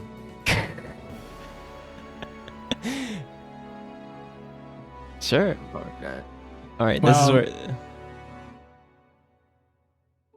I don't know. I was about to pull myself back Yeah, pull yourself Do you back. want to roll initiative before Yeah, that? yeah. Okay, I would okay. roll initiative because it's getting to that point. Let me They do that. fully know we're here, so I'm gonna Yeah. fucking kill myself in Roblox. I You- mean, in Roblox. in Roblox. You didn't click on your fucking token. I Yeah. didn't. Oh no, what a shame! I'll have to re-roll. You have to roll. You're taking the 21, coward. Oh, I hate my It's still high. It's an 18. Damn, that's crazy. Take a 21. Just for me on the house, you know. I'm being a good DM. I'm giving you the highest initiative roll. What do you mean? But yeah, he's such a good DM. He's crazy. He's based even. There's a moment where, like, as you guys step down, he's like, I told you guys I didn't want any trouble. Orpheus, and as he, like, pulls out a mace, you see, like, give me a religion check. Everyone here, give me a religion check. Especially, probably L would probably roll this one at an advantage. I got a 3 with disadvantage. Oh, Oh, God, Morris, not a faith man. Give me a religion check. If it was normal, yeah, I got an 8.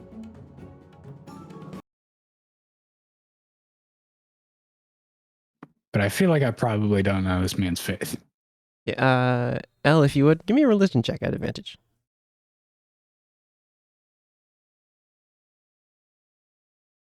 Did we lose her? And I'm probably No, gonna you got me. It's rolling. There you go. 28? Is that a natural 20? No, Oh, you're just crazy. I'm just crazy. No, you rolled a wait.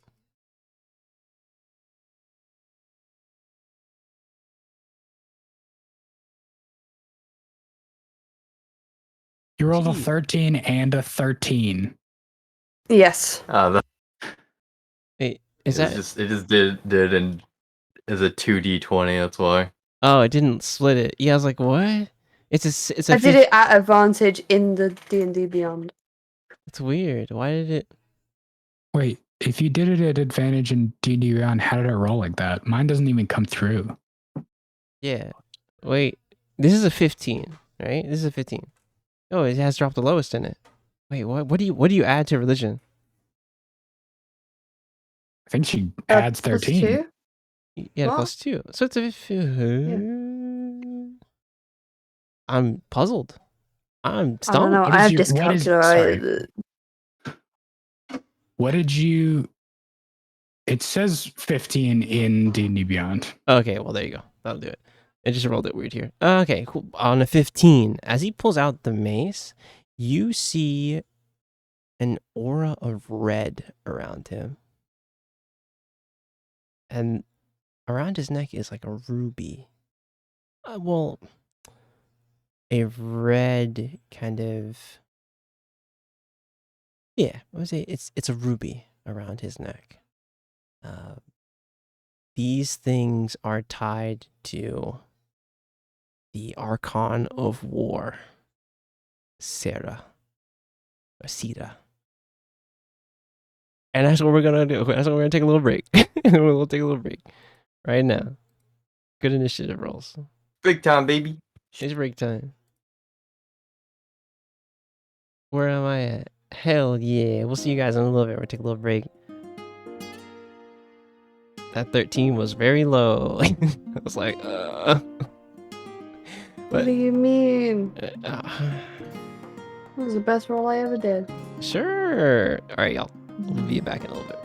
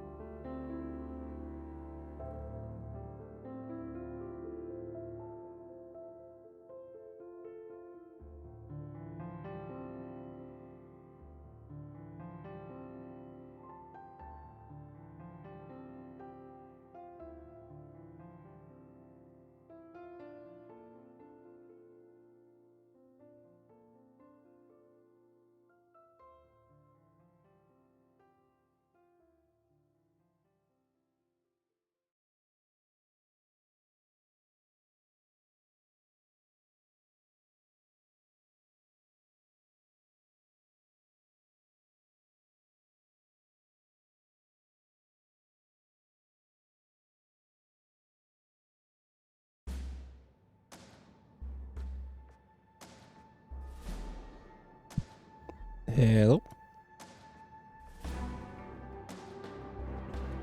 Hello? Did we Yes, lose Grady? sir. Did we lose Grady? He is dead. His internet. Is he trying Only been again? 5 minutes anyway. Yeah, true. It is like 5 minutes. My man died.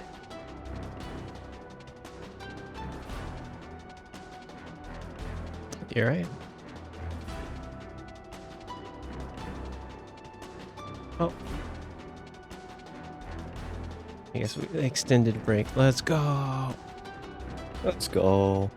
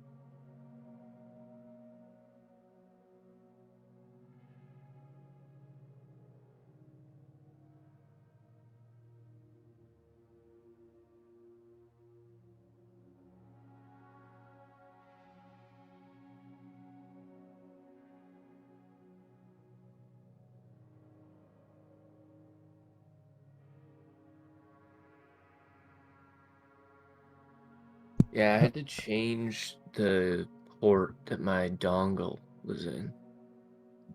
Wait, what's that? What's that about? I don't know. That's what she said. It was weird. It just because I thought it was the router, so I like restarted my router and did the whole Wi-Fi Turn it on, turn it back on. troubleshoot. Yeah, and Mhm. then I was like looking at my phone and I was like, that's fucking weird. But Wi-Fi is working. And yeah, it was my fucking computer being a dickhead. All right. Well, we return into combat. You've just seen this war priest pull out his mace and said, I told you I didn't want any problems.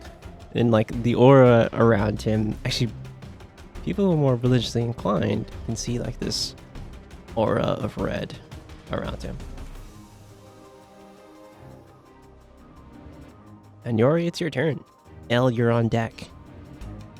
Oh Nope. god, all of you guys go before everyone? These guys didn't stand a chance. No, L's first. Elle? I got a 21. Oh yeah, that's right. I wonder during the break, did Jazz think about what she's going to do for the turn? Yeah. Wait. Hmm? I hear him making fun of you. She's making... yeah, I can hear it. Yes. Yeah. Yeah. Okay.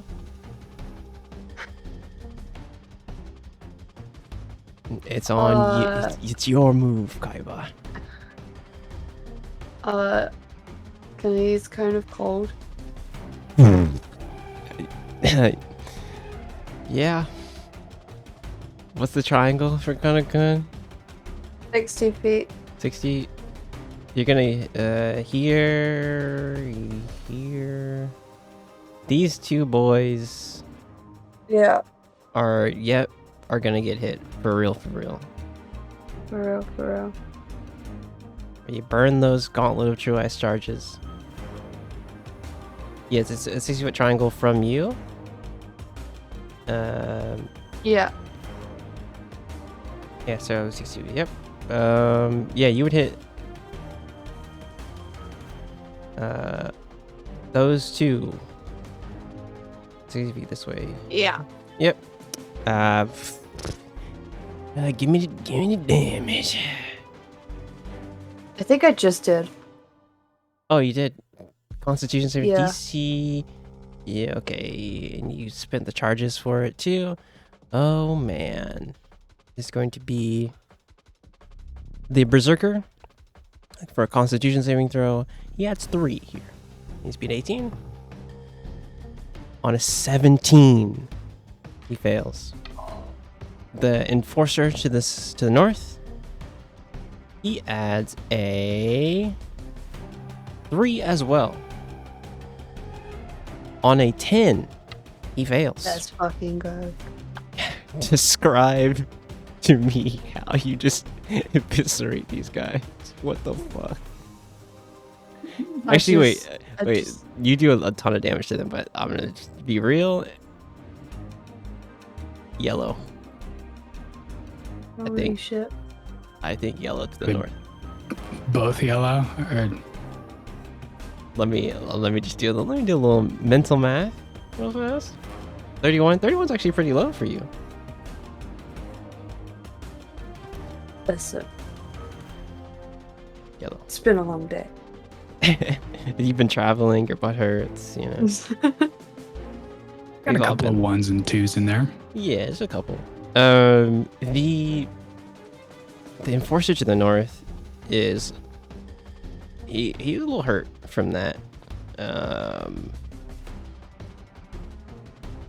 He's a little hurt from that. The Berserker though doesn't. You did a amount of damage to him, but he's still kicking. Anything else for your turn? As you shoot the Gauntlet of Your Ice and just it's just shards of ice riddle these few. No, I actually think I'm good. Okay. Yeah.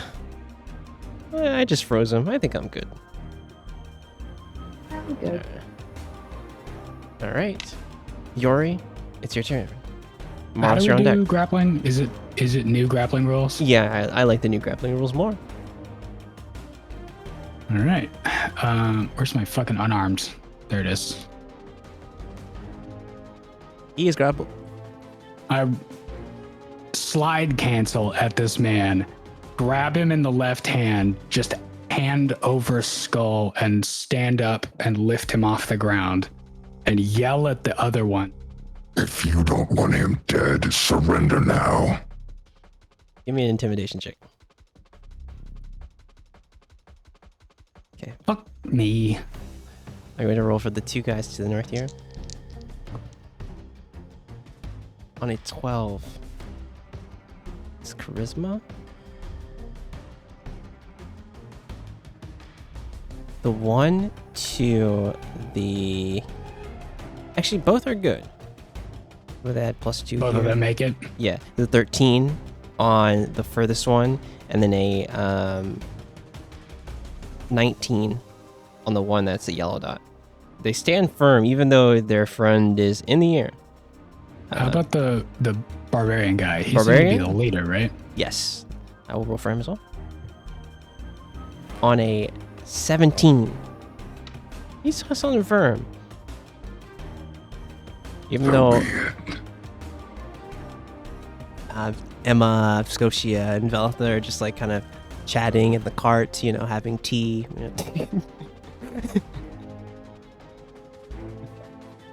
This is at your he's grappled by you. This is at advantage, right? That's true. Let me roll that again.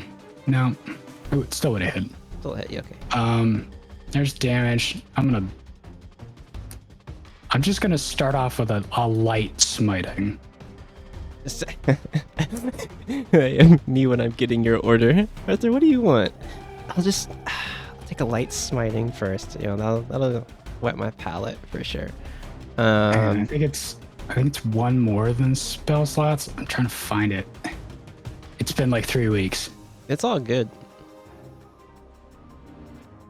This one, What he the takes fuck is the it? 18, and then the force damage, correct?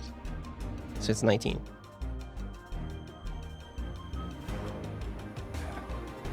One d8 plus 1d8 per spell. Yeah, so both of these it's are 2d. It's 2d8 and then plus an extra 1d8 per every one you burn. it's over one more than every spell level. So, Yeah. but I guess I can still do it without spending a slot. Is that right? You spend a first level slot always, but if you do one above first, it adds the extra d8. Okay. So Divine Smite first, and then Eldritch Smite second. For sure. Okay. 3.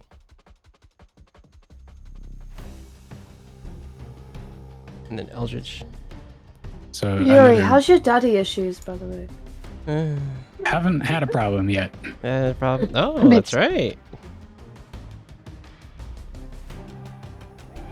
Yeah. So what is that? 19 and 8. 8. Yep, I got him. He So is 27 damage total. 27 damage. All right. He's looking pretty hurt. I'm still holding him, so he's just like in the left hand. Yeah, he's gonna have and to I break. Took, He's took gonna the have to- other hand with the hand scythe and just What's your slashed DC? him. 8 plus strength plus proficiency to break out. I think so. Fuck. Okay. Maros. So, It's your yeah, turn. he's gotta hit 18 to get out. Okay. 18 on athletics. Oh man, or acrobatics. That's gonna be pretty tough.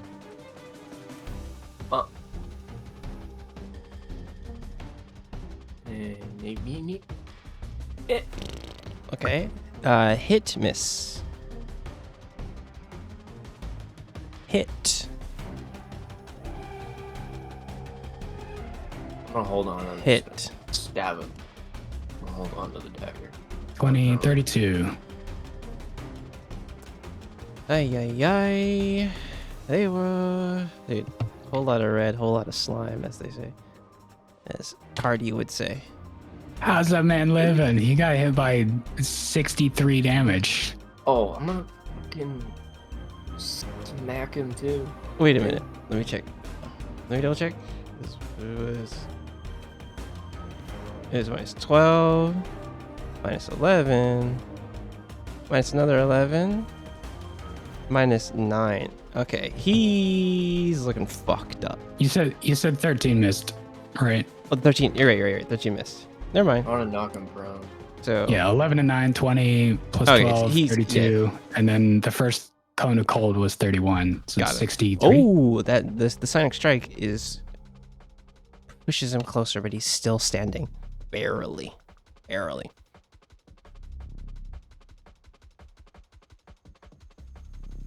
He didn't get knocked over.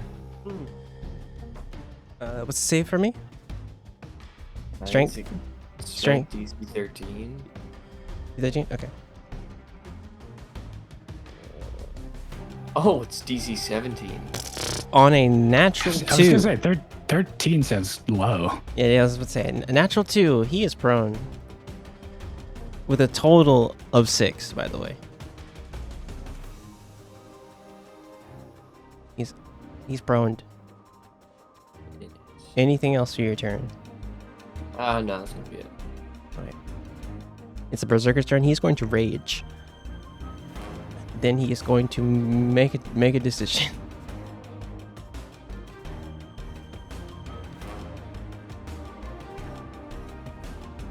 He's gonna head for Yori and try and hit him while he is his friend in that grapple. Alright. Swing his great axe for 27 to hit. It's 24 points of damage. 10 of that. that's crazy. 24 points of Is damage. that force damage coming in, or is Yeah. it just slashing? It's 10 slashing, 14 force. When he raged, you saw like his axe starts kind of moving strangely, almost like there's this kind of vibrating energy around it. I'll take it up. 27 is going to hit me anyway, so I'm going to take the resistance on the 10. So I'm taking fucking 19. I'm taking 19 damage. Yes, yep. Then he's going to swing one more time for a 29 to hit. Yeah, also hits. Jesus Christ. He's raging. 9 is halved to 5 or 4. Round up, up. NSS? Round up. Yep. Round down. We round Which is it? up. Okay. Round up. So 5 and 13, 18. 18, all right. And that is all that he's got. It's the Enforcer's turn.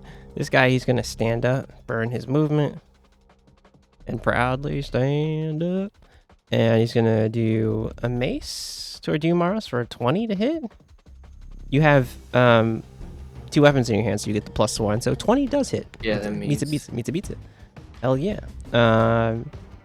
He's going to do another mace attack for a 20. He's living. Damn. And I'm adding both of those damage numbers. Yep, yes you are. As you see that his mace too has this like weird almost like energy around it as he's like quickly swings towards you. He's going to use a follow-up shoulder charge for a 24 to hit. I need you to make me a strength saving throw. DC Damn, these guys are rolling really high. yes they are. One of these two. Sonic Shield. So you're only taking the I'm 3. taking 12 off the last one. No, it's rolling the crit. Don't worry about that. It's only 3. Oh, 3 damage, and just roll me a strength saving throw.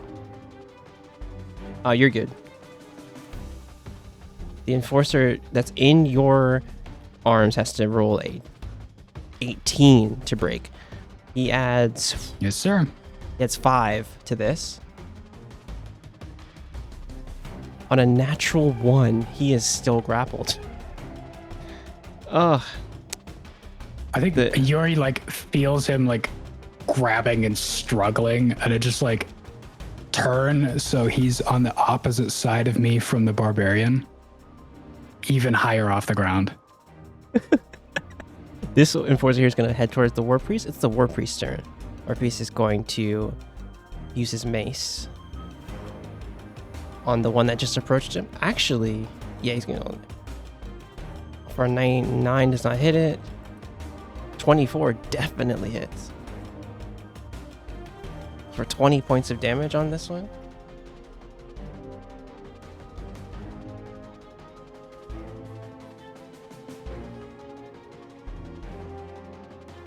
Okay. And then he's going to use his holy fire on creature you can see within 60 feet. This one here. Going to make a wisdom saving throw, DC 15. Oh, he succeeds on an 18.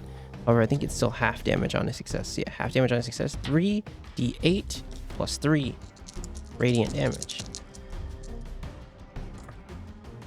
You rolled very high. That's 2 8s, right? It's a 3, a 6, and an 8. All right.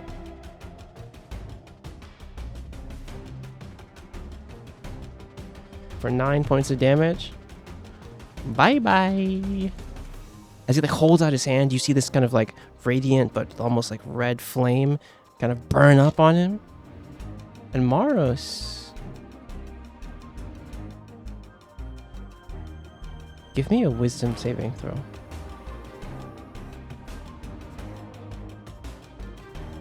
On a 3. Fuck. You're frightened. Maros, Okay. these flames feel familiar. Like something you've felt before. In a dream. As you see them kind of burn up on this guy and he's trying to put them out, but he can't and he falls to the ground. You feel a familiarity with it. You hear whispering behind you.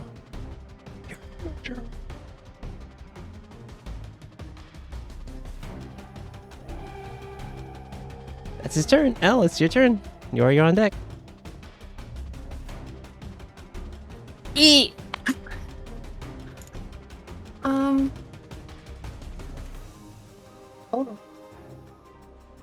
What? I'm gonna do fighting bolt on that one. Are you sure? Yeah. Am I sure? I'll friendly game. When you went into this fight, there was 2 sides here. 4 were on one side, and the war priest was backing away. And the one you targeted right now is the war priest. It's your choice. You could attack him if you want to. There is no right or wrong answer here. I'll be nice.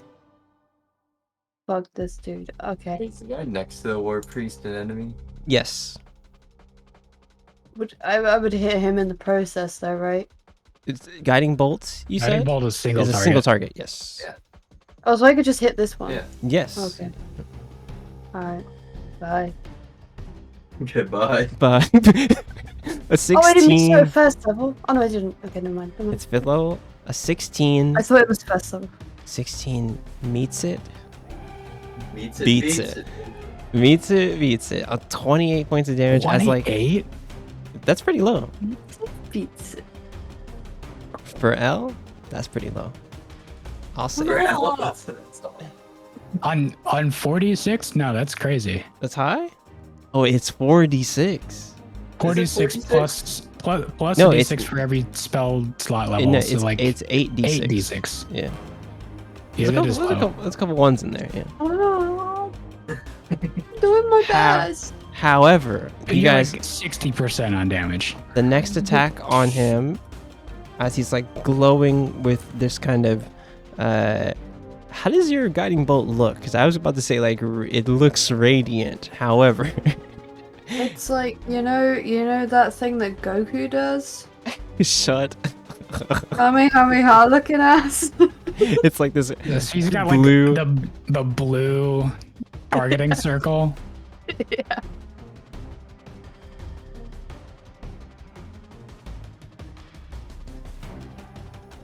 Is marked. So the next attack against him has advantage. Anything else for your turn? Oh, Movement? that's Anything?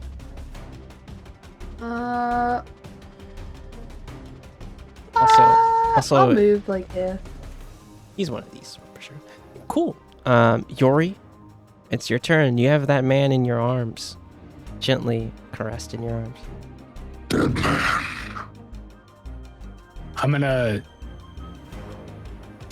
I want to smash the one guy into the other guy, but that wouldn't do any damage.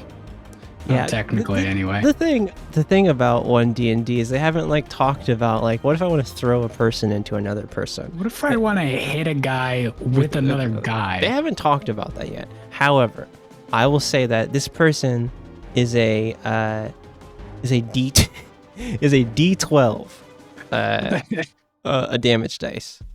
So D12 plus your strength. However, that would end. I'll have to. If you hit, It would you end will the grapple. end the grapple. Yes, it will end the grapple, but it's a D12 plus your strength modifier. To throw, like, kind of like use him as like a bludgeon. So I love this think I think what I want to do is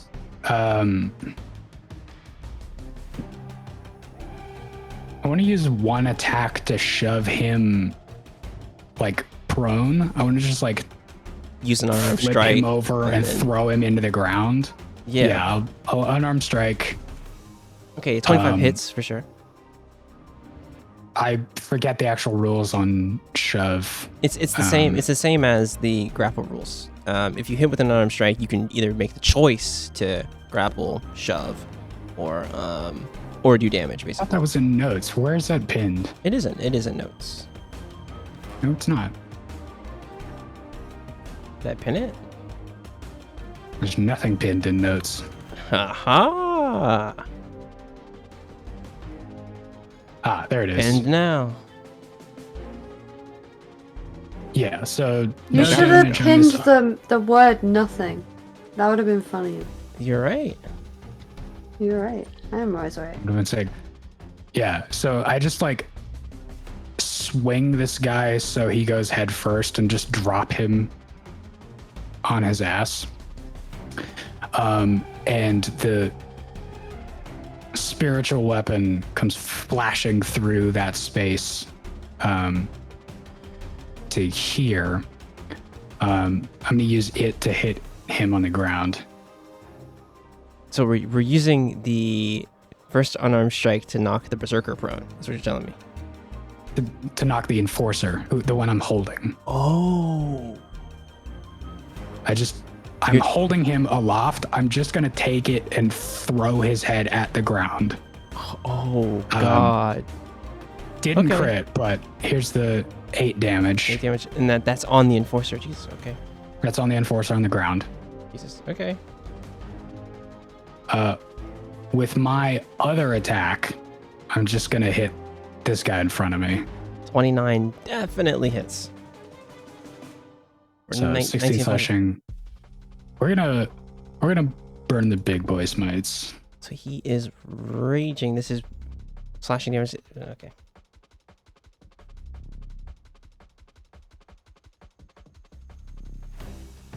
Okay. Radiant first. Force right. damage second.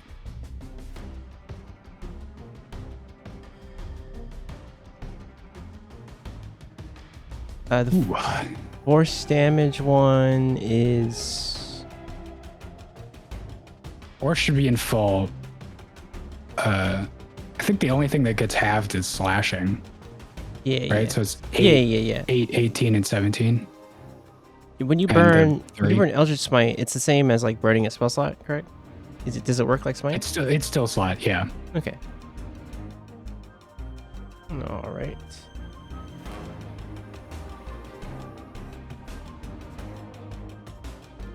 So that's 2 attacks and a bonus action. Gotcha. I am gonna move to here. just as I cross him, For sure. slashing with the Kasarigama. And this guy, he is on the ground prone. All right. Mars, you're up. Guy in front of you, and you are feared. And the source of your fear, by the way, is War Priest. I am no longer frightened. Oh, that's right. You can remove. Yep. Do you burn a dice for it? No. Psionic dice? Oh, it just happens. You can just do it. Yeah. Psi warrior moment. I forgot. Guarded mind. Yeah, you kind of stabilize yourself and like breathe. But I forgot you could do that. Yep. Honestly, that is an I forgot you could do that for sure. It is. That does count. Yeah, you like breathe and stabilize yourself and kind of get that oneness within your mind, and you're back in the moment. And then I'm gonna fly over here. This first attack is at advantage because of guiding bolt. Not at the War Priest, the enemy. Yeah. Roll it again if you want, just to see if we crit. Okay, well, 19 for sure hits. He's going to use his reaction though to swing at you at advantage with his mace, biting rebuke. He's going to go through for a 21 to hit.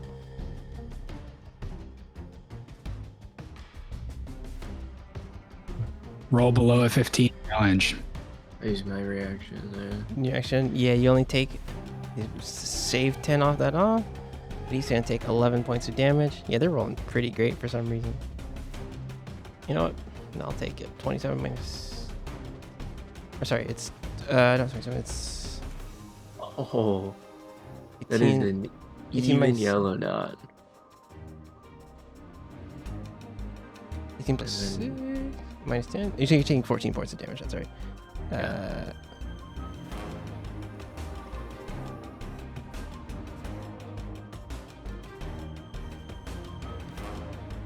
Nice at 13.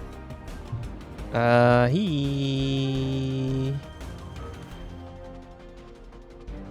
another attack you got? Anything else? It's offhand bonus action, but isn't flying? Even if I burn a die to fly. Yeah, Can it's we still pay it's still a bonus. Yeah. Well, burning the first die to fly is still correct. It's still an bonus action. Let me check. Let's have a looky. Have a looky. The telekinetic leap. Yeah, it's still a bonus action, but any subsequent one after this is, burning a die. So yeah, that's all you can do for right now.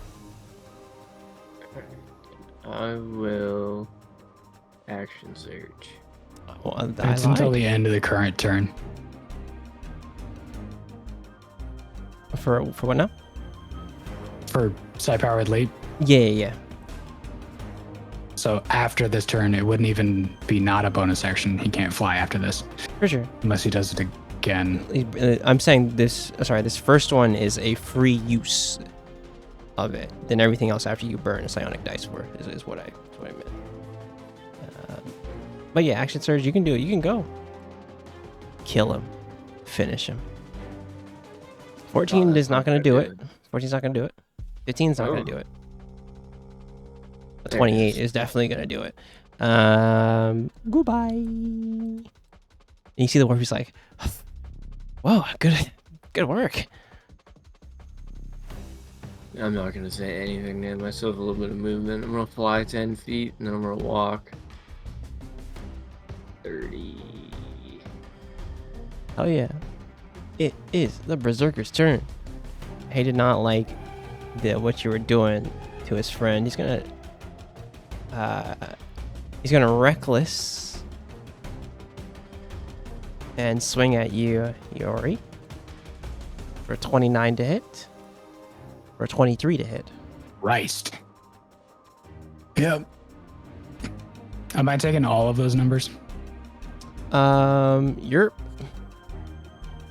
The 7 slashing, 10 force, 18 slashing, 19 force.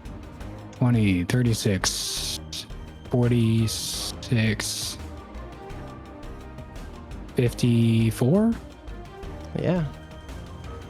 He spent a big cost for it though, because you guys are gonna fuck him up. Reckless moment. I am going to. I love a reckless. That means I get to hit him at advantage. À l'avance. And that's all he has. Yeah.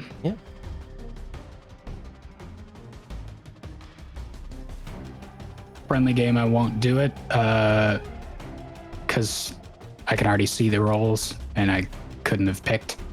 For sure. I have Entropic Ward, Yeah. so I could have imposed disadvantage, but yeah, that I'm kinda gonna speak use for it. Stone's Endurance. That's what I was That's gonna do good. anyway.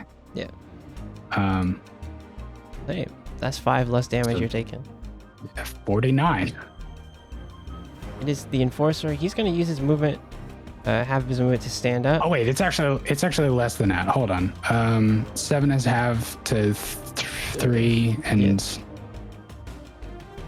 18 is half to what is that? Fucking 9, 9, yeah. 12, and then I'll 12 and 29. Yeah.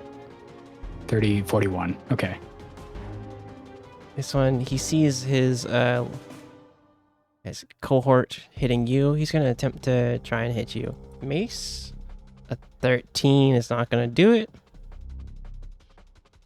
14 is not gonna do it. He's gonna try and shoulder charge you. And a 16 is not gonna do it. This guy's fucking dead. I'll say it.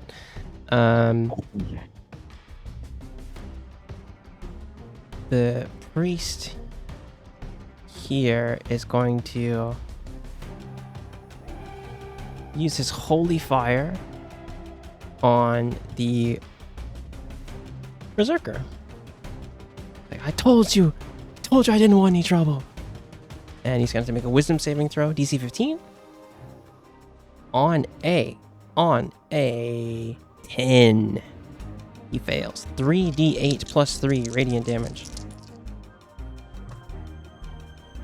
Those are a lot. That's a lot of 3s.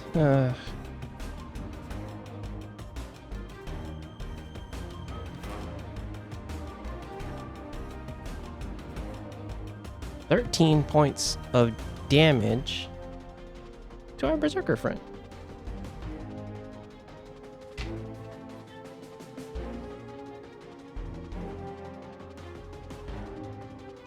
And that's all he can do from here is just do holy fire. Because he's not getting closer. Elle, it is your turn. You're on deck. Fuck. It's a target-rich environment. Fuck. Just hit everyone over here. Fuck it.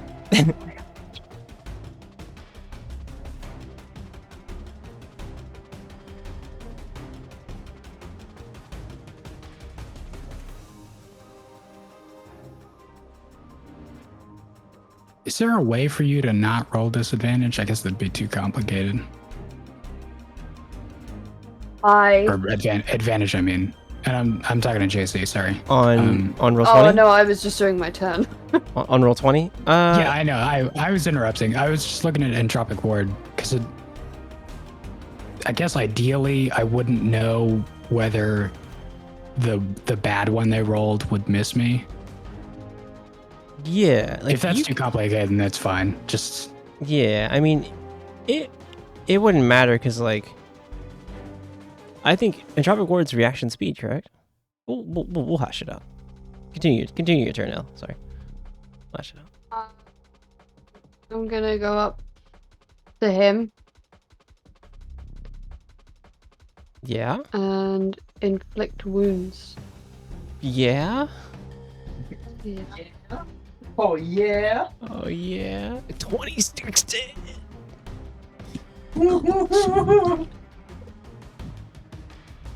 Describe to me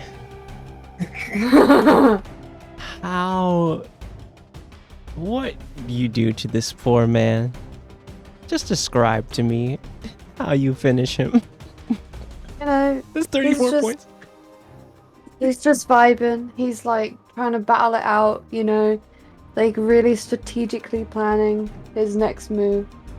And I just slowly creep up to him, get my index finger, and just boop, and man dies. Good die. There's a moment where like Hell yeah. he looks back, and Yori, you hear the sound of bells on obsidian, ringing off obsidian, and he like looks back, and he goes to look at UL, and like he looks back, and he's already in. On chalkboard shriek of his soul being dragged to hell. He looks back, and he looks around, and it's like, hey, he's like, wait, where is it? Where is everybody? And he's like waiting in the line, the queue into the obsidian keep. Oh shit! For a second, we hear him saying that, like he can't see any of us. No. His body hasn't realized he's dead yet. He's like, wait, where is everybody? And it's just like, ding, ding. And he's just in the obsidian keep, like, what? But is there anything else for your turn? Yeah, but what you guys see is just him fall over. I'm chilling. Yori, it's your turn. Yori like turns to see that as this man is like, wait, where is everybody? Yori turns like, wait, what do you mean? And he realizes that the guy is like wobbling and about to fall over. Has the other guy stood up? He spent the movement to stand up and shoulder charge me. He's the last one, so I'm just gonna turn to him and lean down so that we're making eye contact. Yeah, casually, respectfully. Do you want to cooperate? Or do you want to die? Roll me an intimidation at advantage. At advantage, please. If you would. Oh, and he might roll his at 17 on the die, 26. He's gonna roll his at disadvantage because he just saw his friend die in one finger. So, on a natural 4, the total of 6. He looks at you, looks at L, looks over at the cart, and you see Scotia just like kind of waving at him. He looks at the war priest. He's like, puts his mace down.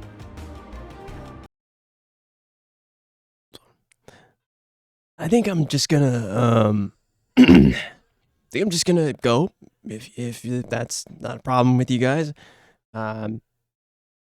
Sir, over there, sir, sorry that my friend here tried to cost you for your possessions, or totally that's his bad, not my bad. I think I'm just gonna go. Take And yourself with you. I'm gonna throw his mace at him. I'm gonna catch it Oh, right in front of his face. the quickness. it's like, okay, well, yep, I'm just gonna. Yuri, play nice. Throw his mace. He's like, yep, I'm just gonna go. Mm-hmm.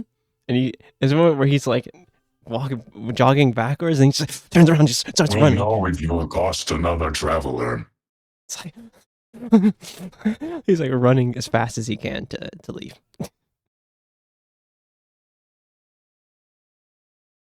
I whip 180, whip around to the war priest. You. Who Yeah. are you? Oh. Hello. Thank you for your help. I'm Calvos. Ooh. Calvos. Why are we draining potions already? We can long Yeah, rest, probably. Yeah, you might be a short rest, long rest. He's just popping. He's just popping. Calvos. Who might you be?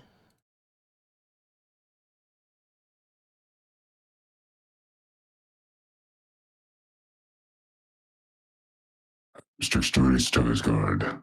These are my compatriots. Hi, I'm Al. Hey, Amaros.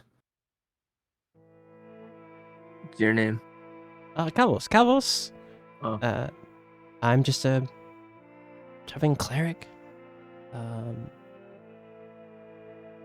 With a C. Those guys are trying to rob you, huh? You know what? C was my first guess, and I second guessed myself. Calvos with a C. And he will look at you, Maros. At you briefly. I'm like, huh. Well, not my problem. Well, thank you guys for helping me. They were just trying to accost me. They saw my ruby necklace and saw some of my possessions and thought, oh, this guy, he must be just we can fight him. I would have taken him, but it was 4 against 1, so I didn't really want to fight him. But Yeah. roll me an insight check, though. Every single one of you roll me an insight check.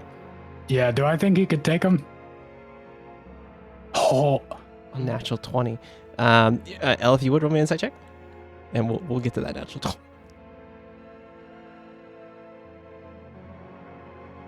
Honestly, check your DMs, Arthur. I'm one off in 2 directions.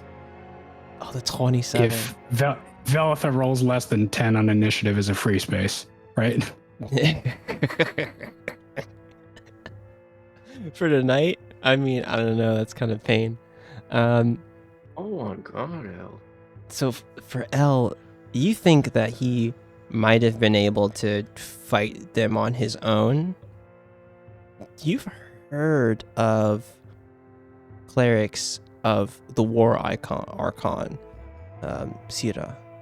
And like, obviously there's no like active war going on on Arvyre, but these clerics are still students of war, and even if it means like there's a lot of, for Sira, there's peace clerics and war clerics too. People who protect through acts of war too, if that makes sense. And this is one of those clerics. He would have been able to fight them.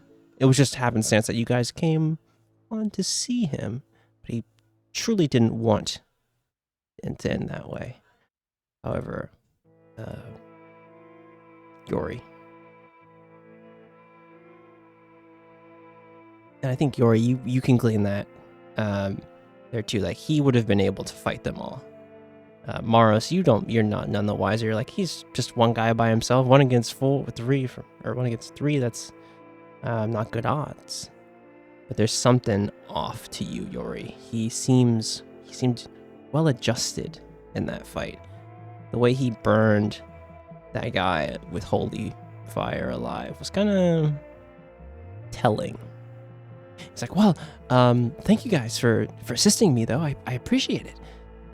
Was it just the kind of thing where like there was no hesitation in using the big power? No, none at all. Like, he called upon the Archon easily, with ease. He was like, quickly. Well, where are you all headed? Poacher's Crossing. Oh, kind of out of the way. Yuri turns and stares at Mara. Oh, kind of out of the way. Well, be safe on your journey, and may your path be. You protect your loved ones on the path, and if Where are you headed? violence may come your way, do so justly. Oh, I'm headed toward Albin. I'm just stopping some places on the way.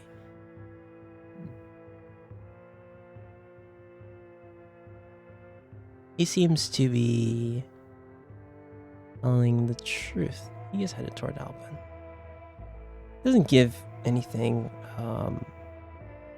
He's the cheerful kind of genuine expression from him. It seems great. He seems like he doesn't have any reason to lie. Where you coming from, Calvos? Well, oh, geez. Aramnad. I went to spend a little time in Dursville, actually. A really nice place. Oh, he'll look at you one more time.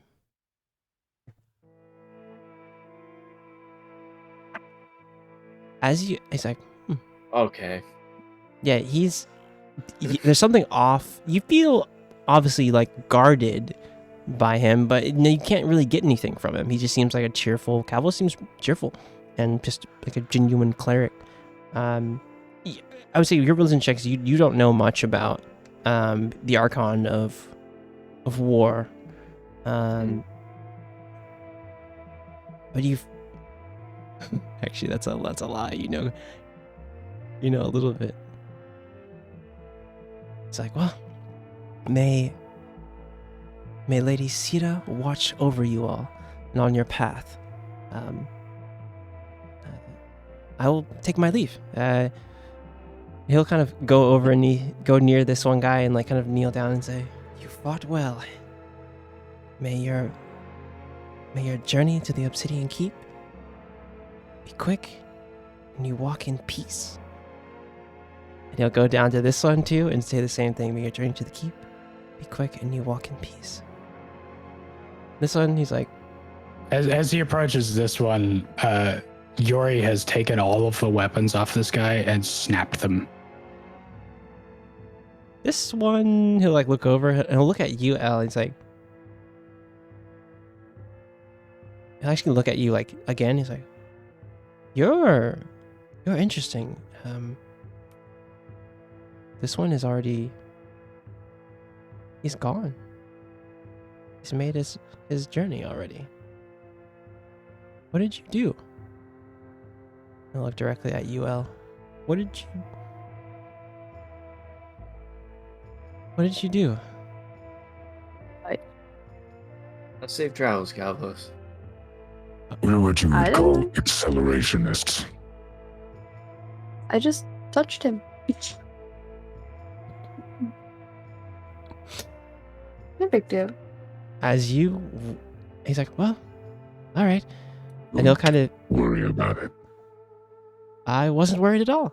And he'll walk over and he'll walk past the car Good. and Scotia. Hide that ruby, Calvos, Oh, yeah, yes. or this may happen again. Oh, he'll like tuck it underneath his cloak. He's like, oh, yes. That's smart. And he like puts his mace away. And it's a quite nice mace. He like puts it away. He's like, huh? Oh, you always got to have something on you just in case. Like, I told them multiple times, I don't want any trouble. But they Just in escalated. case. I keep it on you. And he kind of puts the Pride mace. is for the inside. So true. Safe travels, Calvos. And he walks over and you see him walk by and he's like, good day, ladies. And you see Scotia just kind of eyeing him closely as he walks down the road.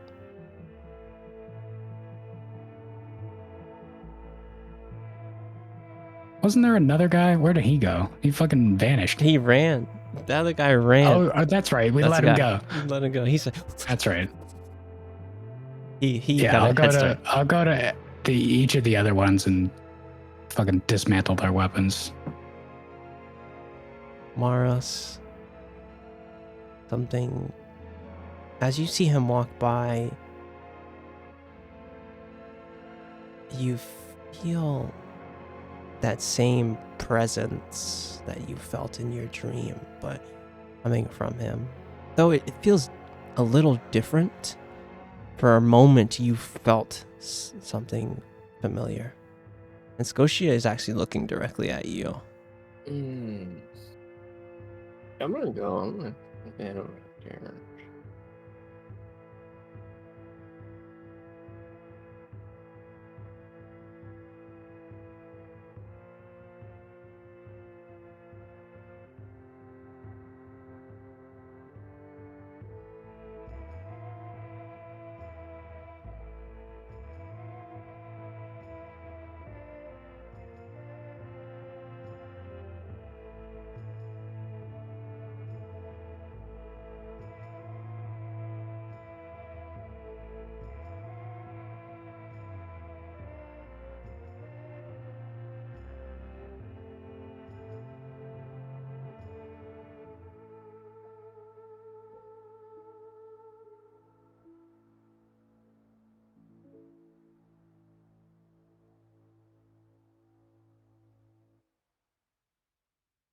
So you're gonna go toward the cart? Sorry.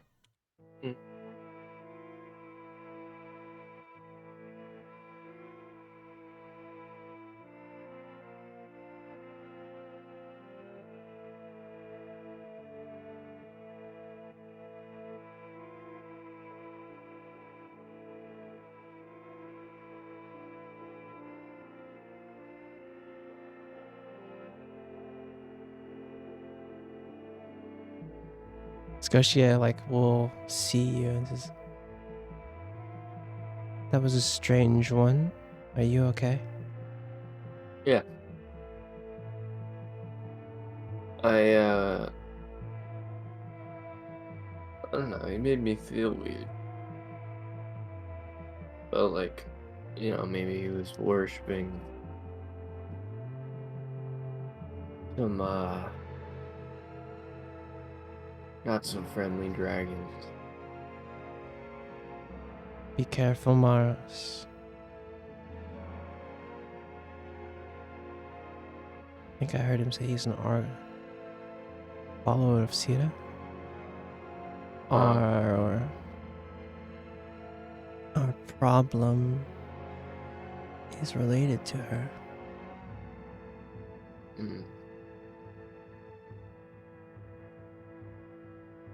Well, He kept like inspecting me. It's like he knew. I hope not.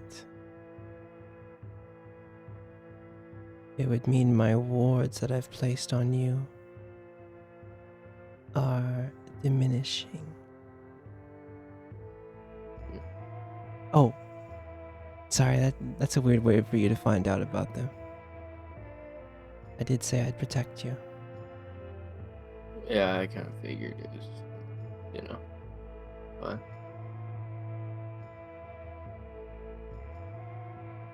I'll have to redo them. What are the two of you guys doing as Maros and Scotia are having this kind of hushed conversation?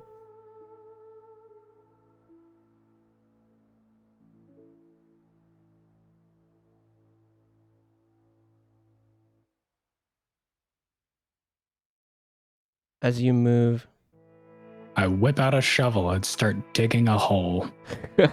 you spend a little time, put him in a hole, and add it off, and continue on your journey.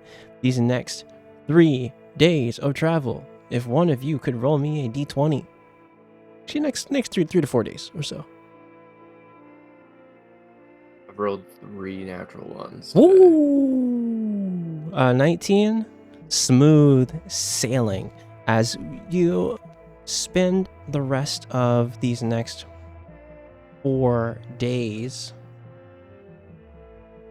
getting to the halfway point of that fork in the road where it kind of shows Armnod, Butcher's Crossing, Fort Kennar on the kind of a sign. You kind of head to that kind of familiar place. You guys been to this kind of fork in the road. You can take your time and head toward Butcher's Crossing into the woods. These next 3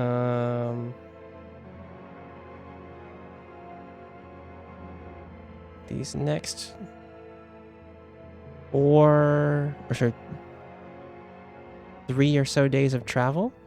Elle, if you would. No, I'm sorry. Maros, if you would. Roll me a d20.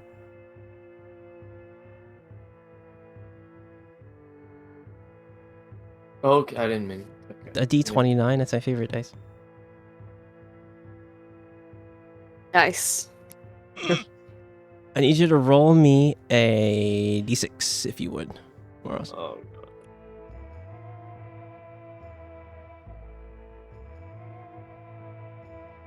Okay. As you guys are walking with the cart, kind of traveling in these next, so we're on day 7. Day 8 passes with no problem.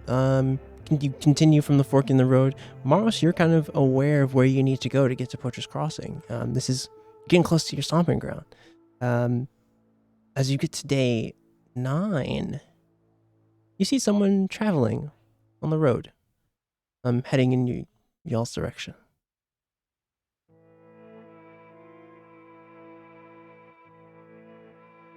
What do you guys do?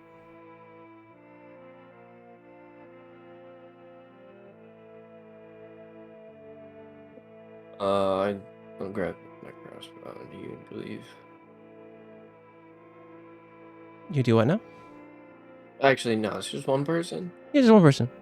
I'll just grab, grab my dagger. You can leave. Just kind of. Gonna have it kind of near you. Yeah. And Scotia will look at you, who's up in like the front of the cart with is it just Scotia and Maros at the front of the cart? Or someone else up there? It's kind of like a 3-seat, honestly. I don't super fit anywhere near the front of the cart. Yeah, you're on the back. You're for sure.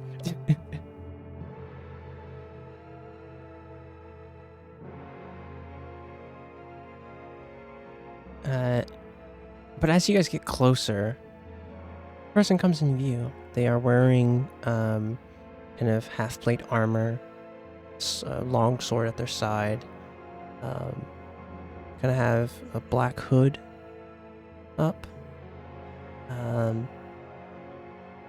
As they kind of make their way toward you and like, oh there, travelers. They kind of give you a nod, like, Give them a nod back. how do you all do? Well, Good. Be careful, as you travel ahead. I've heard some things of increased null activity in the area. Though, which is strange, so just be careful on your way. You see the kind of hooded, feminine form just give you a slight nod as they walk forward. Or you see them, as you look at them, what are you looking for? Do I recognize this person? No, you don't recognize them. The way that they are kitted, they seem like a knight, but not like the Knights of Gold. Their sword has, from what you can see on like the hilt, there's like kind of these arcane runes.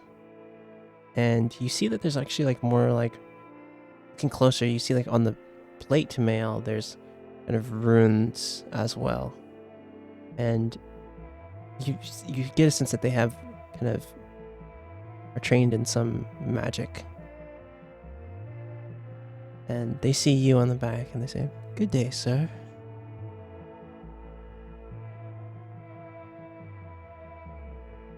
As I keep walking towards the fork in the road that you guys came from. 2 days out.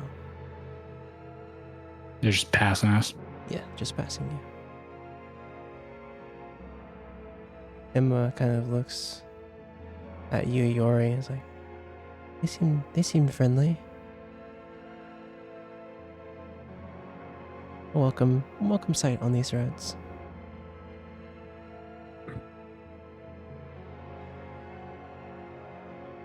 As you guys travel forward in these last 3 days, one of you can roll me a d20. And it's your choice.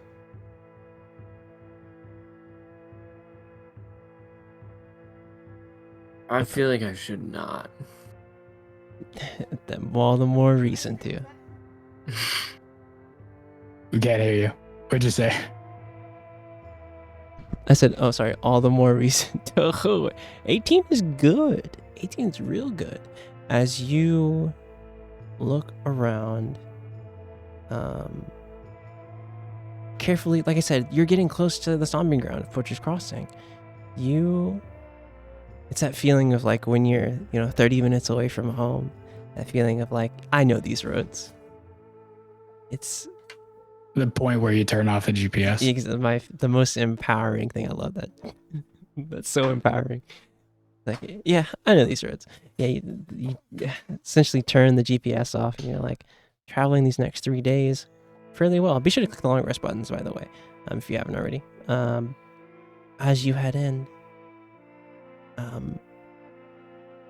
Scotia kind of just like a quiet moment as you doing a little pushing it kind of through the night a teeny bit as you're getting close.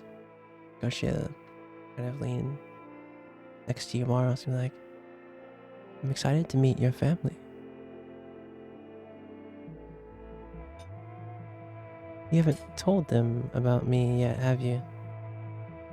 No, I haven't really seen them. Except for Garland. But it wasn't really, on those type of terms. Yeah.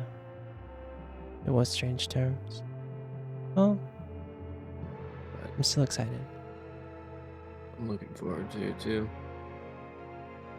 As you guys head in, I need you to roll me 2 survival checks. Yes, sir.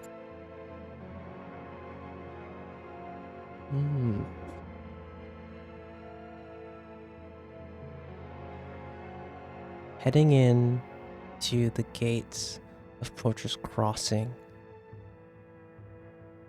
you group kind of move your cart. Moros, these are all familiar plate roads to you. Coot, you, though, cut through the plateau, head down into the forest, stomping ground.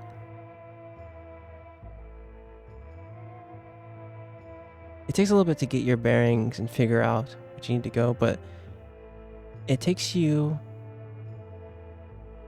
about 3 days with flight at your disposal. Well, like 3 to 4 days with flight at your disposal and like truly nothing hindering you. The spirits of the wind at your back. You are, I would say, maybe a day out from Fortress Crossing in the woods. And just as they have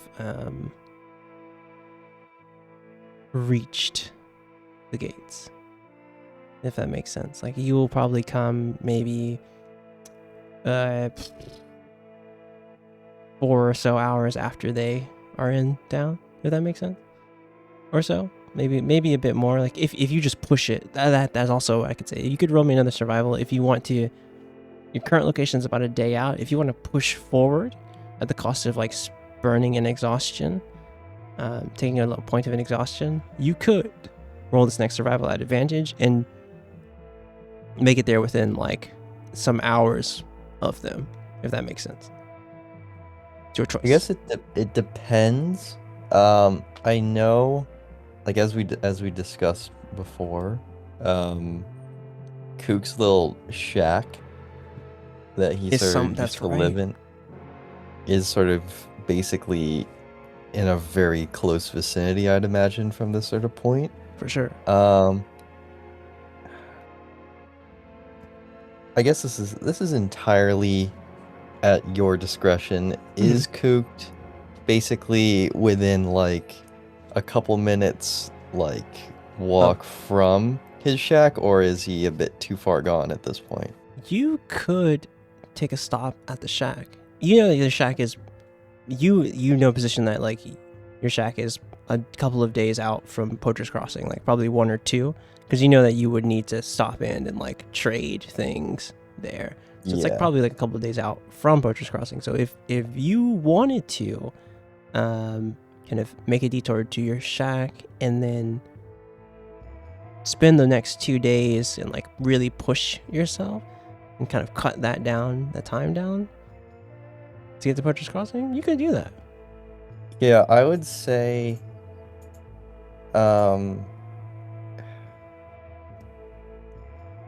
I would say I'd want to make a pit stop at my little hut, Sure. mainly just because I might want to see if I have anything in any sort of like chests or bureaus, if there's like Sure. anything worth grabbing from there. Sure.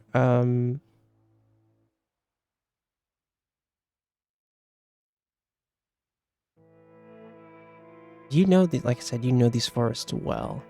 You head down, like I said, it takes you probably like 5 days to get from the plateau into these woods and kind of get to the place of where your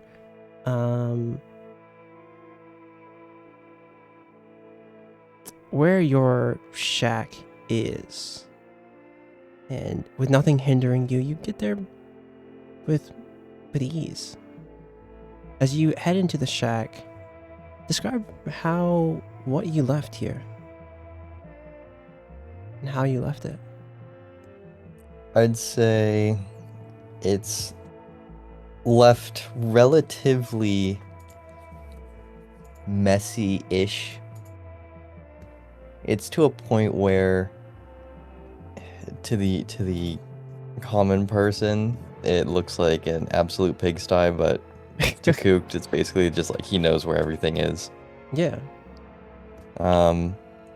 There's like all types of sort of like hunting equipment strewn up on the walls, as well as sort of general makeshift tools on a sort of workbench off to the side. The shack, by the way, is about like a relatively small, like I'd say 10 foot by 10 foot sort of square type of thing. Yeah, it's well hidden too.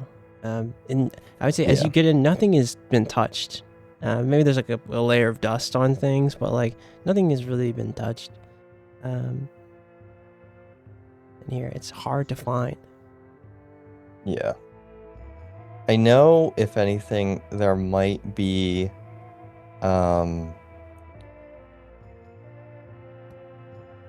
like some, what is it? Kook generally has like a chest regarding like sort of medical supplies and things. Yeah, I would say in there's like things pretty much essentially like an herbalist kit. Yeah. In basically. there though, there are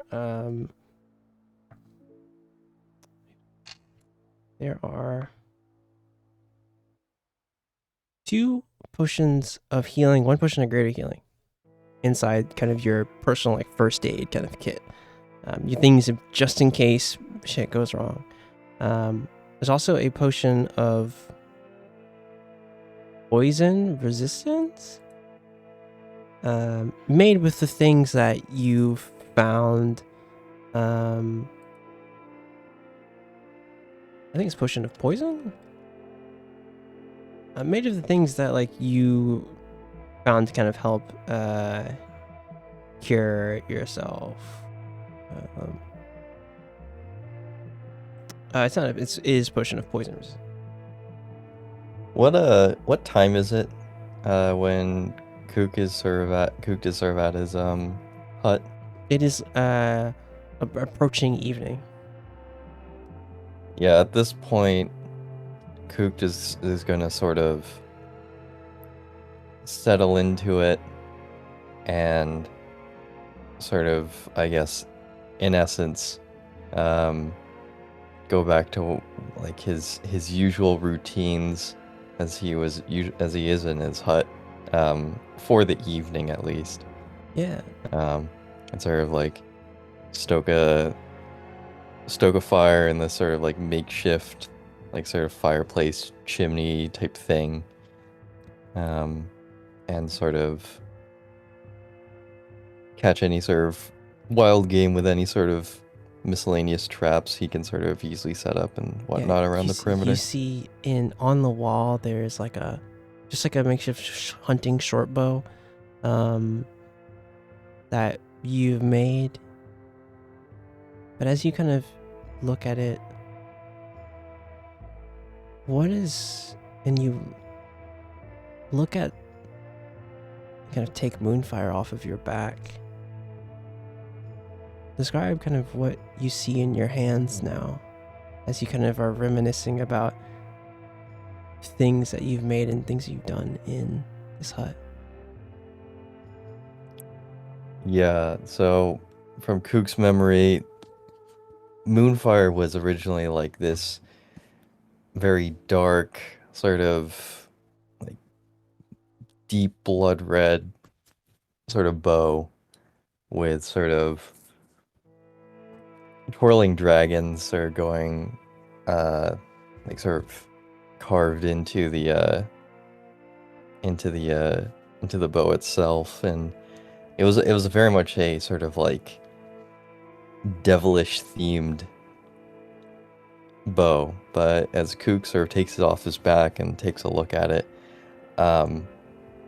it's basically changed entirely. Instead of the bow being a very deep dark color, it's basically pure white, and now the dragons have sort of like, if anything, they're sort of like what's that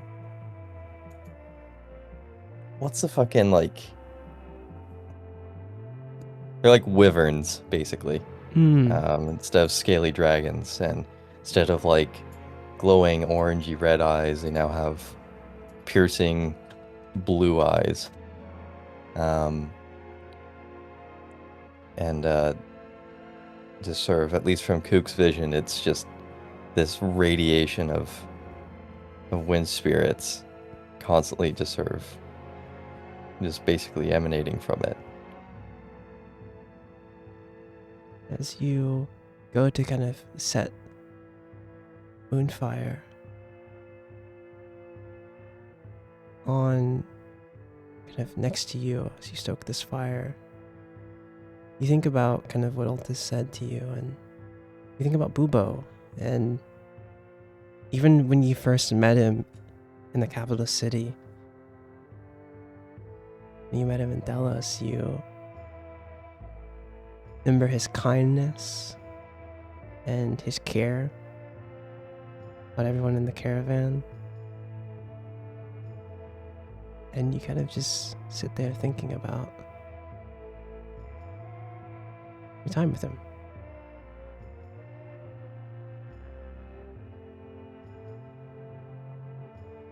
And as you spend the night here and continue your journey towards Poacher's Crossing and kind of close up the hut.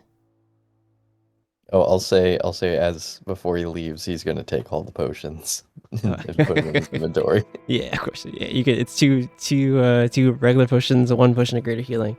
Yeah. As you kind of tuck things into your bag, close it up, close up the hut, make sure it's like properly hidden, and you head towards Poacher's Crossing. And just give me one survival roll.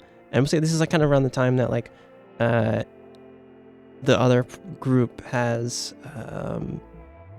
just made it into Poacher's Crossing. And I'll move you guys over there.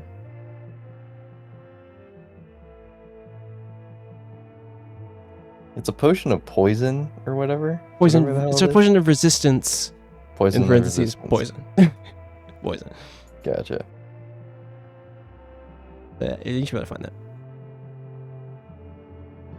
As you guys head into Poacher's Crossing,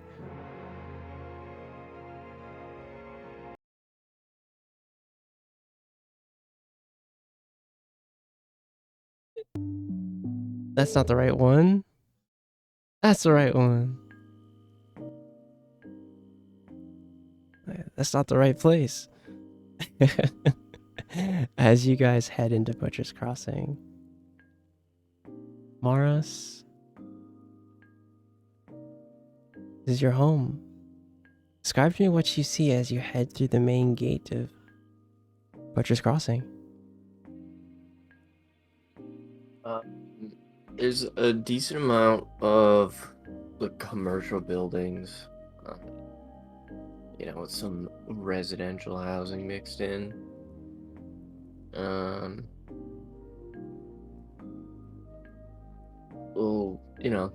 brick, like the brick buildings are they seem to be a little newer, you know, like there's kind of some fresh construction going on, but you know, there's still kind of some character to some of the buildings, a little older ones scattered here and there. As you guys kind of ride in, and you see all of these like streams and interconnected kind of streams and rivers intertwining through Butcher's Crossing, and you see kind of the large river, the Tilt River, as that they all kind of meet into. You had kind of passed and see some people on the road. It's kind of evening or so time as you guys head in. What do you guys do first as you head in here?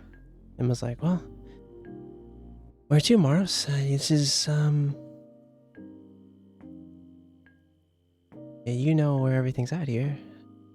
I've actually never been here.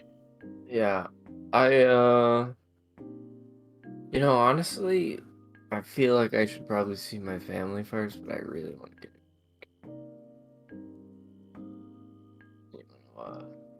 You guys want to stop at the bar?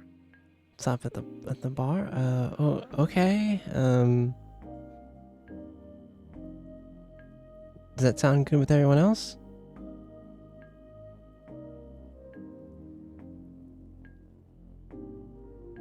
We're going to a bar?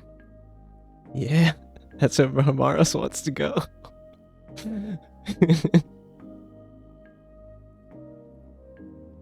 I'm down. So she's like, well, where's a good place then, Maros?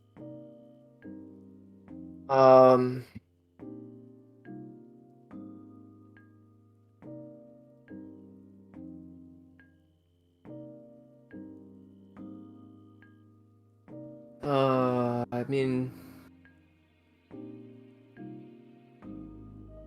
I don't know, it could be kind of interesting, but we go to D's place, probably.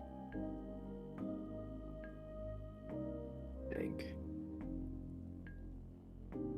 Like, Yeah.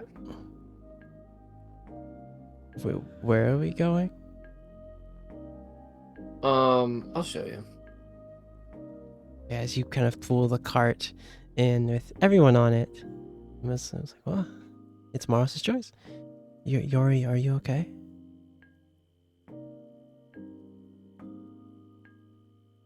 Fine. Why? Oh, well.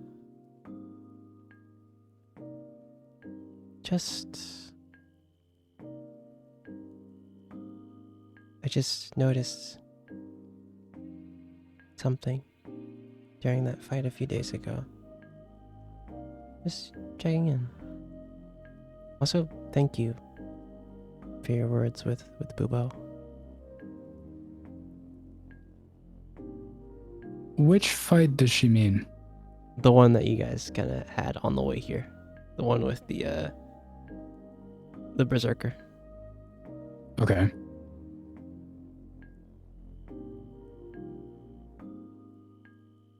I think Yuri just sort of like holds eye contact with her until she moves on. And she's like, oh. And you guys head, Mars, where are you taking the party?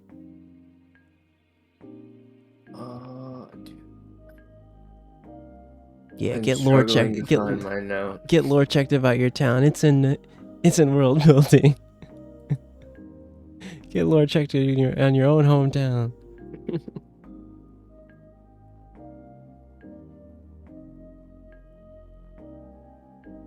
Yeah, you look at world building right now.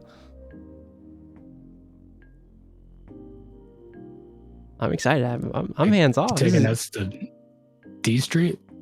Probably. Yeah. Oh no. Okay. I wasn't ready to RP this character, but I know. I'm ready. No, I'm getting checked. Okay. Yeah. He takes you toward a busy street in Poacher's Crossing. Everything else seemed like pretty quiet during the evening, but as you turn the corner with your wagon to D Street, it is popping. It is like kind of insane. There's a bunch of like shops and taverns and just restaurants kind of all on this street. There's actually there's quite a lot of business and foot traffic coming here, and you're kind of slowly taking the car. People are kind of moving out of your way as you kind of are heading toward your destination on D Street.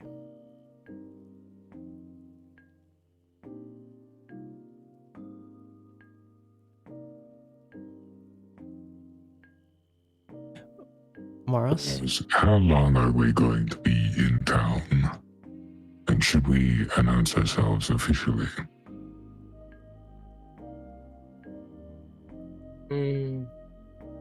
That'll be fine.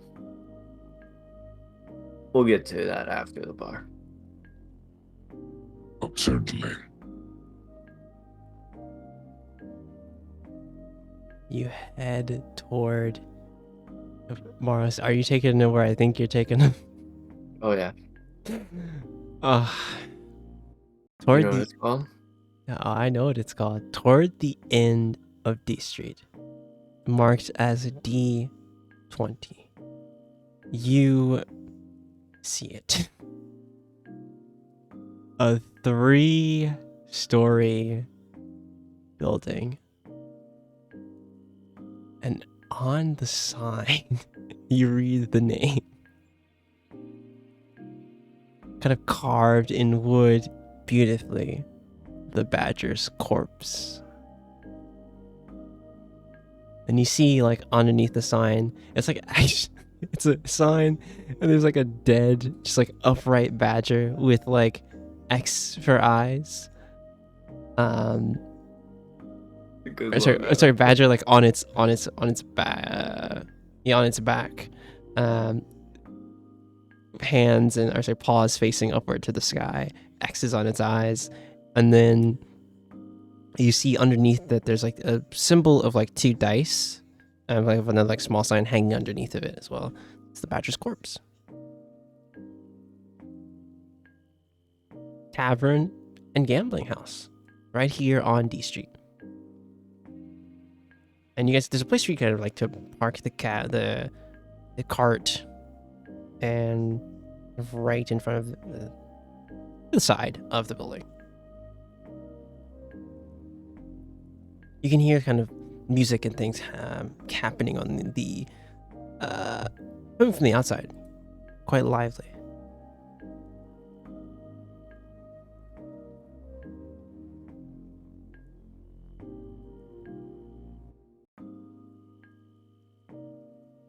What are you guys doing outside the Badger's Corpse? You see kind of Scotia like, interesting name. Emma's like, yeah, strange. Yeah, you guys should go in first.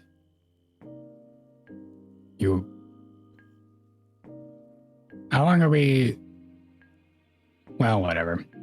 I figured Coops would probably also come to a bar when he comes into town, so. True. That is Yeah, correct. Yeah, Cook, you're already in motion. You're on your way right now. Yeah, and Kook sort of knows the layout of the town already since he's done like past trades and stuff with it, but he doesn't know anyone that sort of lives or works in it for the most part, or at least by name. Yeah, familiar with D Street. Haven't really like gone around there that much because you kind of handle your trading with some merchants maybe in a market, and then kind of go on your way. But yeah, you're already en route. As they kind of make it here, probably within 5 or so hours, you'll be touching Poacher's Crossing if you're pushing. You want us to go in first, Moros? Yeah, Scotia will look at you, Moros, like, is there a particular reason why you're I can hold the door. Oh, okay. But the gentleman, I see. But also, Yeah. is there something I should know about? No. No. Okay. I'll And duck through the door. yeah, Scotia kind of heads in after Yori, L, Emma, Veltha. Are you guys just heading after? Veltha will actually follow behind Scotia. Begrudgingly.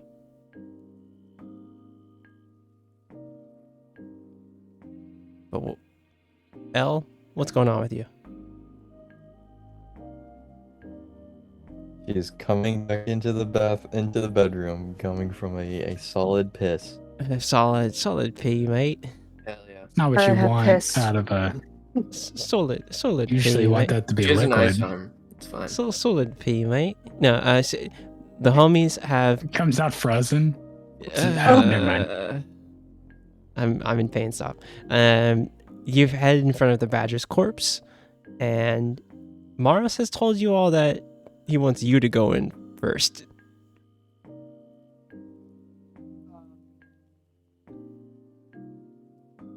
You know that Kook, this is a popular place, and Kook would be able to find it out. So this is a good place to just probably, spot the, get the lay of the land. But yeah, you can head in, L, right after Scotia. Okay. All right. Heading into the badger's corpse, you see, oh man.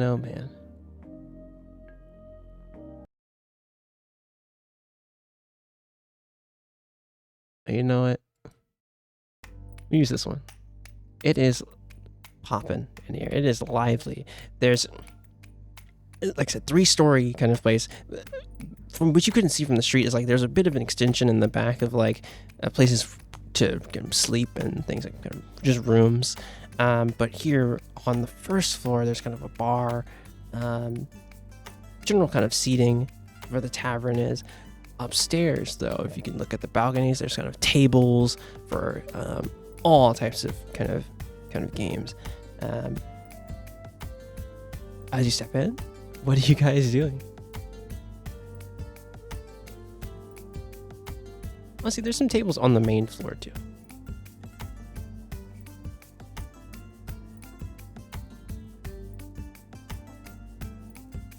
You see a kind of a short-haired Air Genasi look at you and like, welcome to the Badger's Corpse. How you guys doing? If you need anything, sort of like drinks or anything like that, just go to the bar. If you want some food, just you can get a table or something, or enjoy the festivities of the gambling house. Just let me know what you need. Welcome. You just want to get a table? Mars, are you in behind the pack, right? Yeah, I'm obviously standing behind Yori. Okay. Okay, a table? Sure. Follow me. Athletics checks, by the way. Athletic? I gotta do it every time. Follow me. Get a table. Athletics check. Follow me, and then they spread off. Yep. Of course. He's an Air Genasi. He spreads like the damn wind. So, follow me.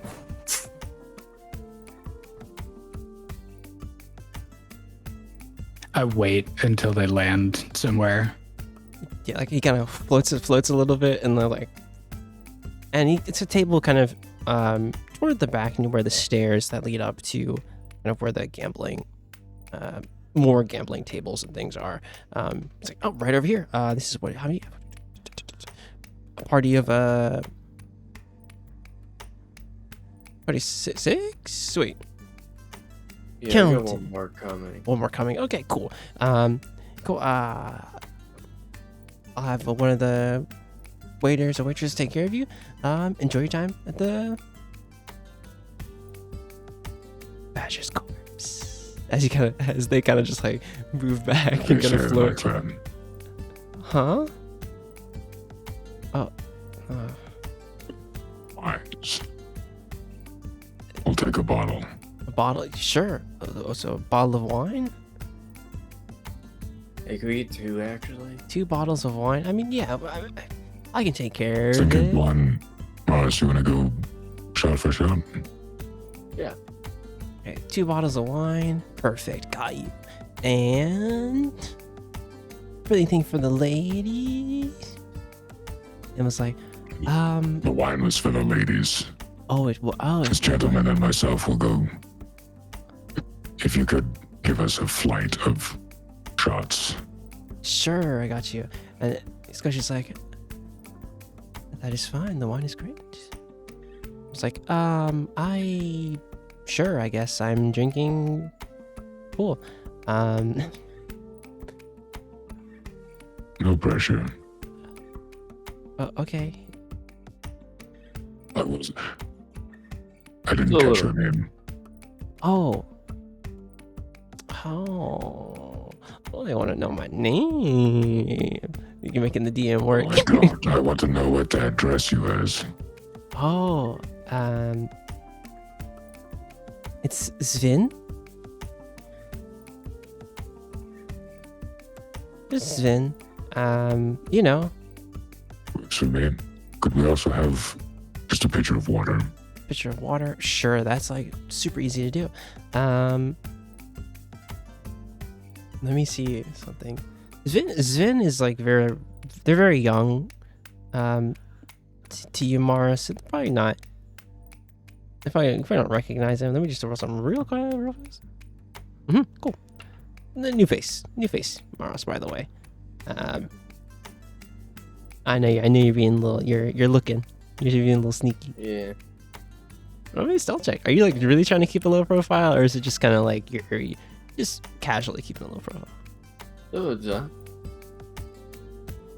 Look a little casual. What? Oh. Again in English? Yeah, in English, what'd you say?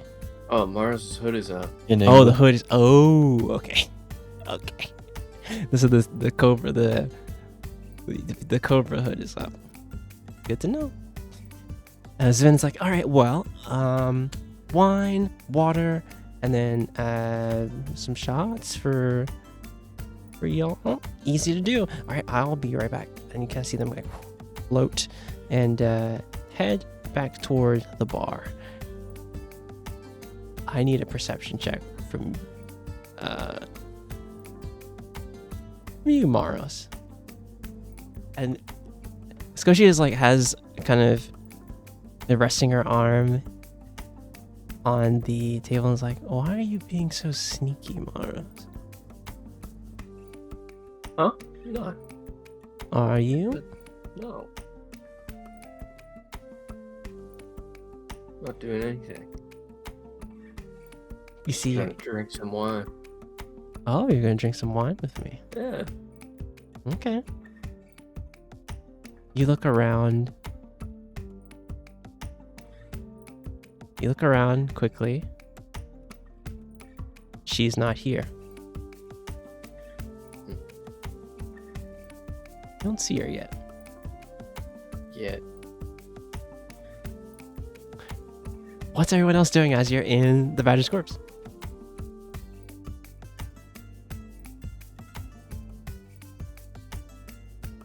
Sorry, we're all distracted looking at the other server. What's up? Yeah, sorry, what? What server? Nah, just check the other one. And check back.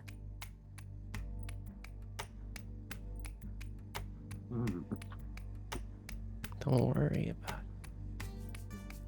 about it. There.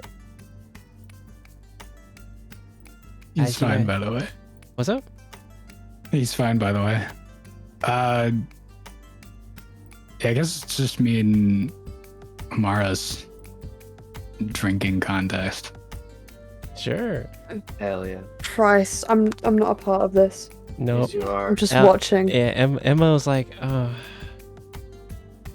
think Emma will take just a teeny bit of the wine. It's like, That's kind of enough for me. Sven comes back and gets your drinks. It's like, and water for the table. If you guys want any food or anything like that, I can handle that too. Also, yeah, just let me know. Like I said, the gambling tables and things are you can do at your leisure if you have the money to spend. If you want to get risky and tempt fate, you can do so. But yeah, if you need anything, just call for me, and they will kind of just float away, and kind of head to some other tables.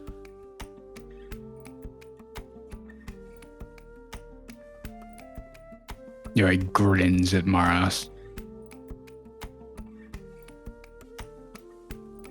First one under the table.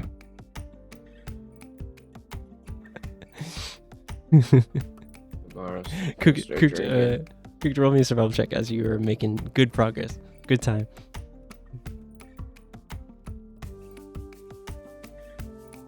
Oh, jeez. Yeah, you cut that time in half. I would say, like, you're, like, a mile out from the city gate now. On 21. Yeah, like, you just fly. Nothing deterring you here. You're, yeah, like, just about to hit the city gate. Clear skies for flying. Clear if I say skies. so. You're big chilling. You can see Poacher's Crossing is kind of hidden between like the trees and the rivers and things like that, but you clearly know where it is. So you're heading there. So that's where you are right now. Almost like so.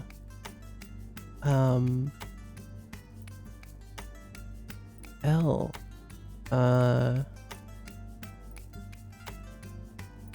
How was things with your sister? I heard from the others. I just didn't really get a chance to meet her. Oh no, it was fine, honestly. We've kind of sorted everything out. You would love her though. I hope to meet her at some point. Oh, I'd very much like to. I heard that at least Yuri mentioned that she spotted you guys trying to spy on you. Yeah. Is that your only family? No, I have a brother. Oh, you've never mentioned them before. He's he's kind of, I'd say I'm closer to my sister than I am my brother, I guess. That I get that. And you see a moment where like it must be fun having siblings. Yeah, I mean it has its ups and downs, It's nice to have people beside you, but then at the same time they can be very annoying, so yeah, I mean, can't say I can really relate. It was just me and my father most of the time. Oh really? And the other villagers, but he was my only family. Oh. Kind of as you guys continue having, she only has like a teeny bit of wine. She's like, that's kind of enough for me. Scotia has like quite a bit. Oh well, then pass it to me. It's like, Maros, are you still hiding? Also, yeah, I need a Constitution save from since you guys are drinking under the table. I need Constitution for the both of you. 14, 15, it's great. You guys you're keeping pace. You're vibing. I am still hiding. So, give me a stealth check, if you would. At advantage because your hood's up. On a 20, cool.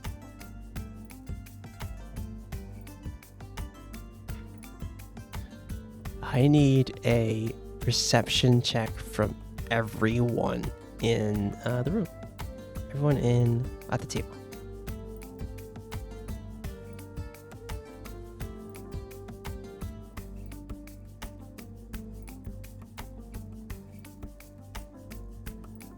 As you guys are like moving around, you hear a bit of a commotion you can kind of see the bar from here, and kind of heading and sliding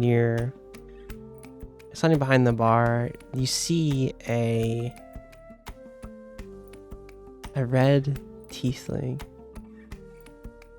with kind of long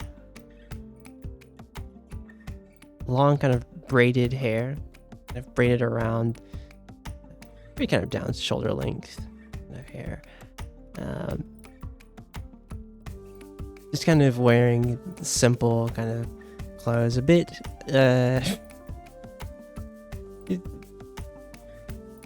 kind of looking over at everything, and you can see like with that 21L, you can see like the tenseness of like the workers as like she comes around. She's like, "Oh, don't do that, don't do that." And you hear like, "Miss Barbaro, everything's going good tonight, but if you want to help out, I mean, that's cool too. Yeah, I mean, it is my place, so why wouldn't I?" And you kind of hear like some of the chit chat from the bar. You see kind of a red tiefling, two kind of straight, just kind of normal horns. Like I said, shoulder length braided hair.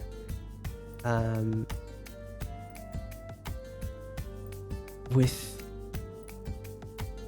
you see kind of her tail, and just very simple clothes, though there's like kind of a mischievous kind of smile on her face as she's looking around the room, and other people are like, "Good day, Miss Jolie." Because people at the bar are kind of regarding her and giving her kind of bows. She's like, "Guys, you don't have to do all that. Anyway, just enjoy your drinks." And she's kind of moving around the bar. Maros, you definitely see her.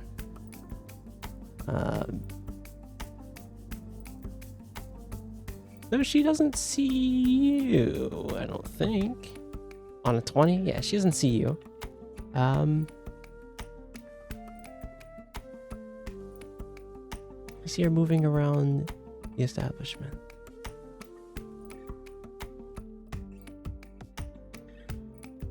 Cooked? You say I do see her moving around? Oh yeah, she moved around the establishment. Kind of going to some tables, and you see her like kind of going upstairs to where some of the gambling things are, and like kind of checking in with some of the dealers, and she's moving around the establishment.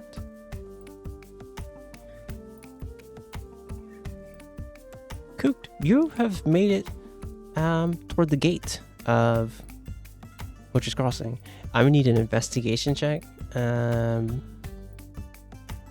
I think maybe Velitha might have sent a sending to you, of like meet us at the Badger's corpse. We have a table, and that's probably it. Meet at the Badger's corpse. We have a table. You don't know where you have heard of it. It's on D Street, but like it's gonna take you a little bit to find it with that fine. You head down D Street, and D Street is like I said, it's insanely crowded, and you have to like push through. You could just ask. Can I just ask a rando? Yeah, like, hey. Sure. Yeah, I'm just gonna. Is there like a? I'm just gonna head into the nearest store. Yeah, you poke into the general store. Actually, you head into the store, and it's marked D1. You head into Zhaoli's Tiger Goods store. That I'm not sure you've been in before. There's just a there is a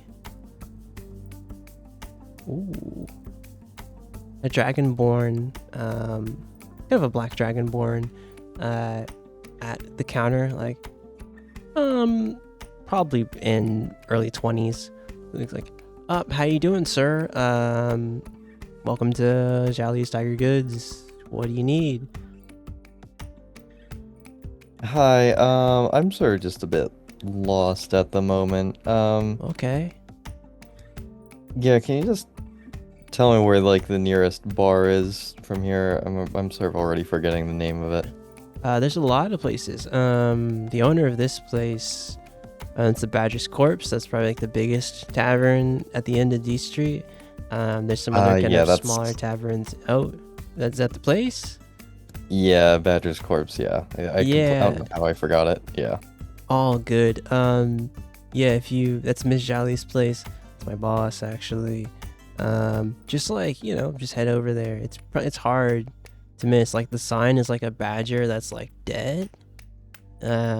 Very hard to miss. It's a gambling house too, so if you want to like spend some money there, you could do that too. But also, it's whatever. But yeah. Cool. Yeah, actually, what else do you have here while I'm just in the area? Like, what do you have? So at Tiger's Goods, there's just general stuff. General like things you would need for hunting, or like potions of like just common goods, just really common items. Nothing too special here. And he looks around and he's like, yeah, I got just anything you need for going out into the woods. Maybe you're doing a little mountain kind of adventuring. We got you covered. Anything, all purpose. And we aim to please everyone at Jolly's Tiger Goods. Sick. Yeah, do you have like any sort of like canteens of water or something like that? Yeah, we got canteens that you can fill up with water, but I mean, I can maybe have like one that's already full. Cool. We have this like thing that's oh, never mind. I probably can't sell that to you. I talked to my boss. But yeah, we have canteens of water for sure. If that's what you're looking for. Yep. Let me grab something. And you kind of see him like, as you look around, it's like a mid-sized one-story building. It's just him in here. It seems like there's like a thing for like a back too. And he's like, all right, let me just. And he goes and grabs like just a simple kind of metal canteen. Good for traveling. Fairly just common. On it though, give me a perception check.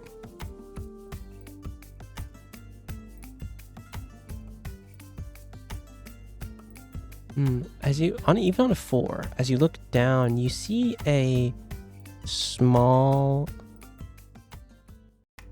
F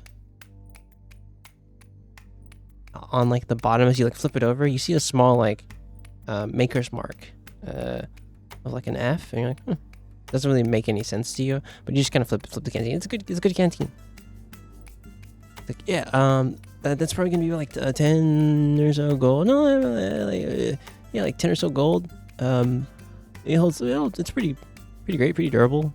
Should last you a couple, more than a couple. It should last you for a good while.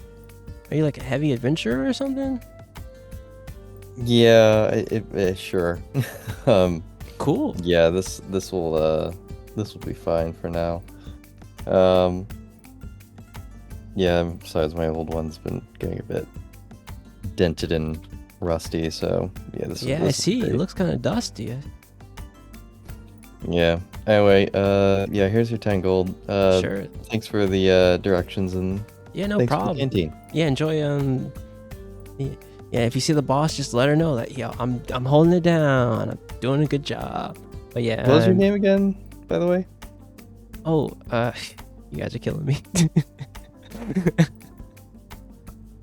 You guys are killing me.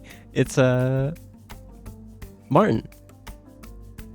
Martin. Yeah, if I see your boss, I'll give them a good review. Thanks.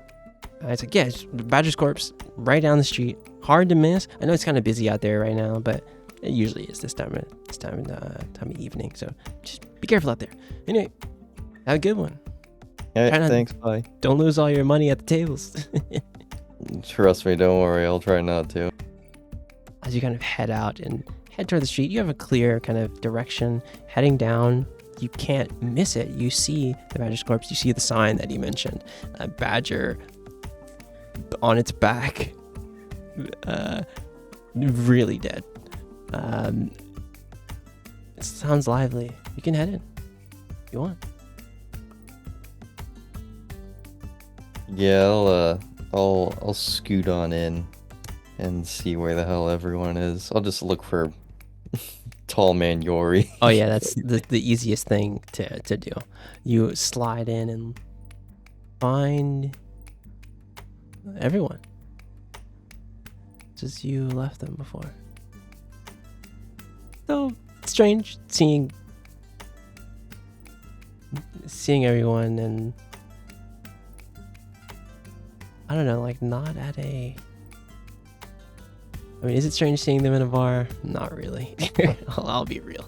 No, this is just usual weekday. Truly. Yeah, but you head in. But there's a moment, I think this is at the same moment where like you guys see Barbaro moving about the place, and Coach, you're able to slip in. Hi guys, what'd I miss? Oh, you see Elle like, you see Emma like, oh, Elle, it's good. Hey. How did your trip go? It was good. Well, except for the part where I had to carry Bubo to his camp, but yeah, other than that, it was pretty good. I let Altus know about the situation. Unfortunately, we can't have a army of Sturgy clan individuals with us, but did get a sick upgrade to my bow out of it, so that's at least something. Understandable. Emma kind of Anyway, I wouldn't want them to be put themselves in danger. Like, yeah. Either way, they at least know the scale of the situation, and they're at least rooting for us. So at least that's something. good. Trying to fight with some random bandits. 3 of them are dead and 1 of them shit his pants. Oh, that's lovely. So she's like, yes, you missed a little bit of murder, but that's about it. Was it murder? Yeah. One can never know. Yeah. I mean, everything's a bit lawless when you're going in It's not between murder. towns. If you offer, surrender as an option. True. Yeah, I Anyway, guess it are becomes you joining self-defense in at that point. on round 2? Oh, jeez. All right. Well, I got a new canteen with water. So, if anything, we can all take swigs of water to pace ourselves, because we are adults, and that's what adults do. Is it? Apparently. Yori just like points at the pitcher of water. There's Oh. Oh, okay. you see, Oh. Emma's like, A nice campaign. I guess.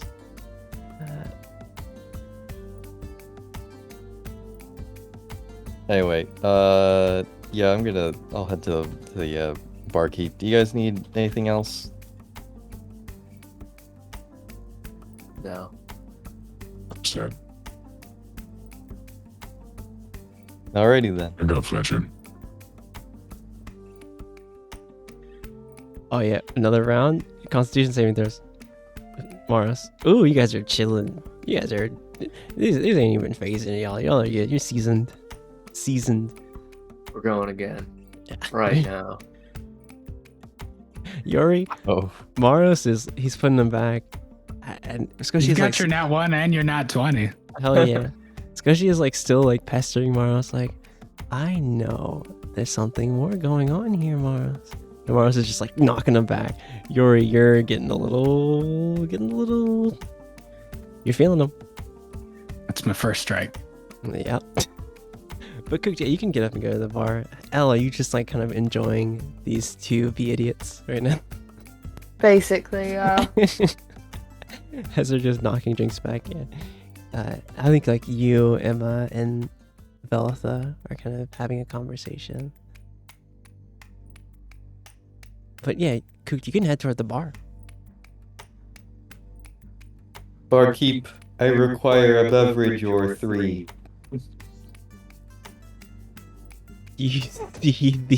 How are you doing that with your mouth? You use thaumaturgy to echo. Barkeep, I require this. Give me a beverage now. You see at the bar a halfling gentleman like, yeah, I can make it happen, but like, sure. What do you need? What do you need? Kook raises his head with a very suspicious looking grin. Oh, here he goes. Have you heard of a dark and stormy before? You should roll me a charisma saving, a persuasion check.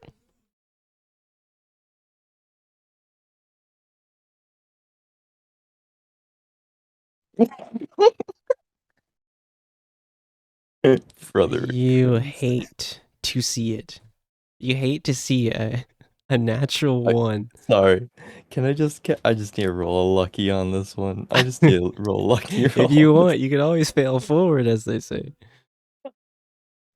No, I must prevail. All right.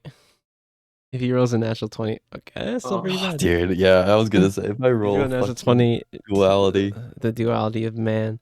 What is this not one?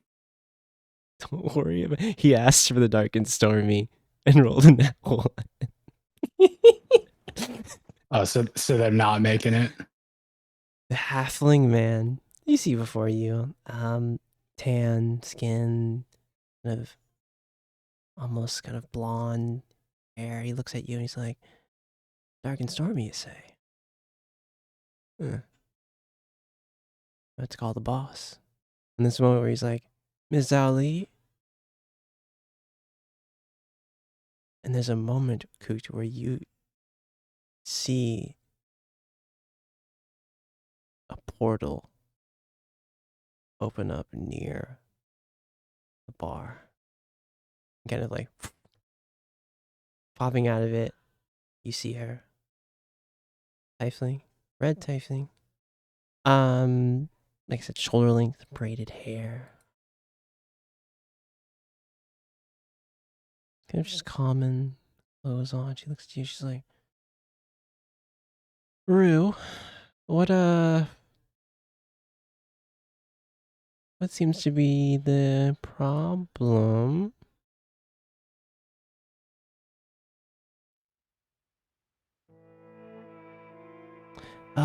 This guy, he really leans in close. He's like, this guy called for a dark and stormy, asking for something like that.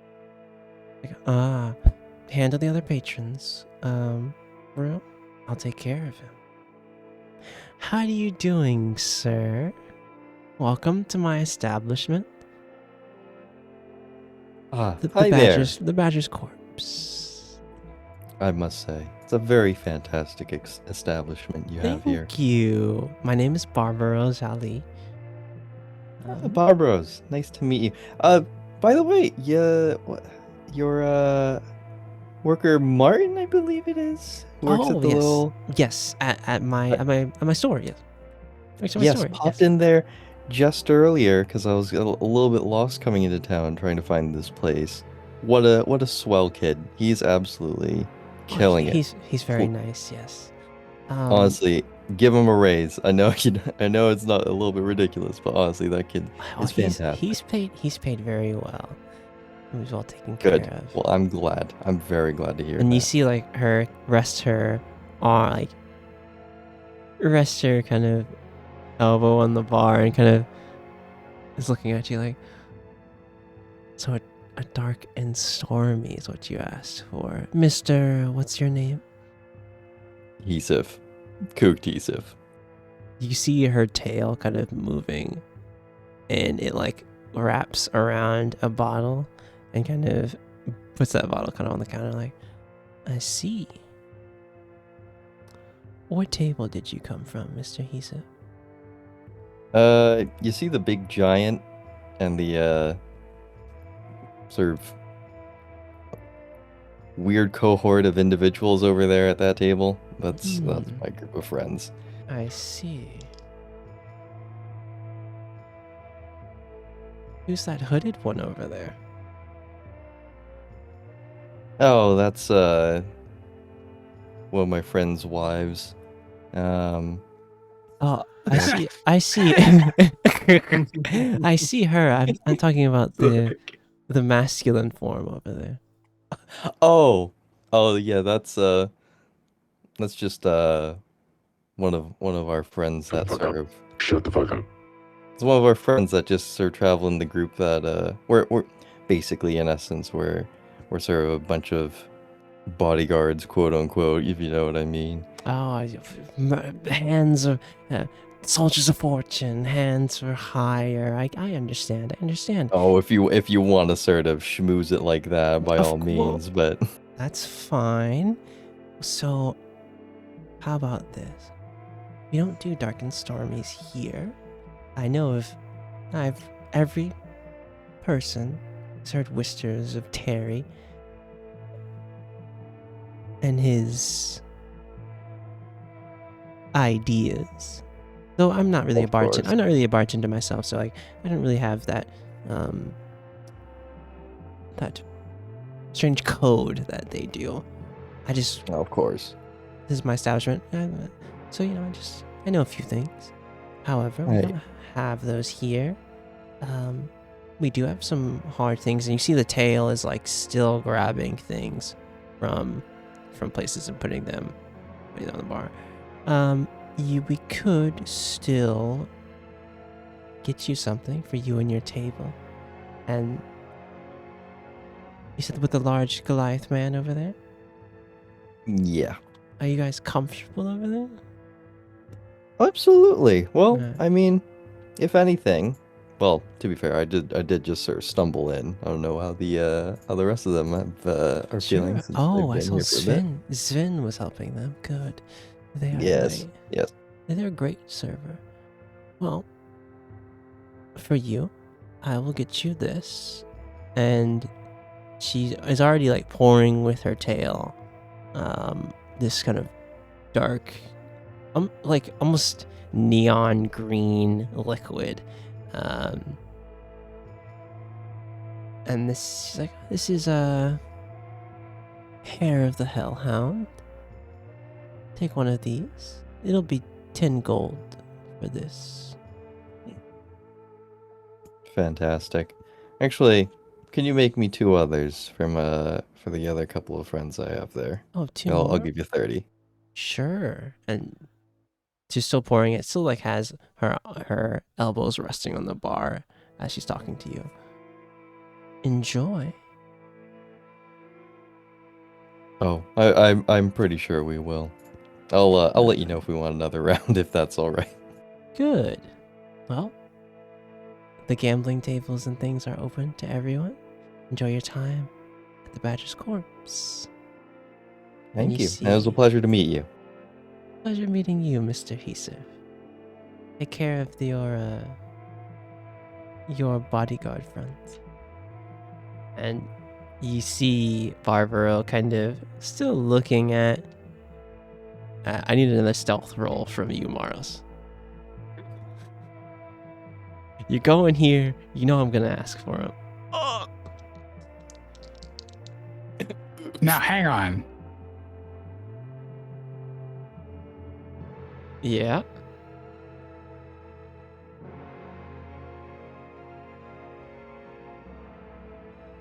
What's going on? What the fuck? What the fuck?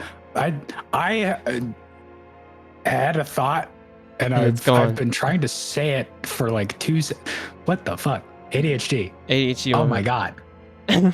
Truly. We're not synced, Oh, but that's I it. feel That's your two of pain. us now. I'm crossing it out. No, That's what- two. You, it is two. you It is two. might as well. Truly. God, I was gonna tell you to look at the thing I posted in Toa General, which is just like fixing the crit chance on the advantage chaos- or disadvantage. Chaos crit. I see you. Honestly, level 7 is quite nice. There's a moment though, like Maros, where you're like, you feel like it's not like burning in the back of your neck, like someone's, you know, it's a feeling of like you're like, am I safe 7 here? is still bad, but like something is maybe saving you. Exactly. Like, you know, the hood is up. You're with all these people. She looked over at the table. You guys are enjoying yourself. She's still like curious about you for asking. I'll tell you what it is. Coot comes up and I say, Asif, you joining us? Drink up, John. Don't worry, I got some good drinks for us. Did you order a dark and stormy? Well, of course it's not a dark and stormy, but it's the equivalent around here. Hair of the hellhound. You still is ordered it. green. It's just like the most like What did they give you? the most neon green thing ever. Apparently it's called Hair of the Hellhound. No idea how this is gonna hit as from our cultured palate. Looks like it would kill you. Well, we're gonna find out. Cheers, boys. And it's just what Maros, Yori, and Kooked on this. Yep. Elle, you're Cool. just sipping that wine, having a good time. It's girls' I'm night. It's ladies' night. Ugh. That's good.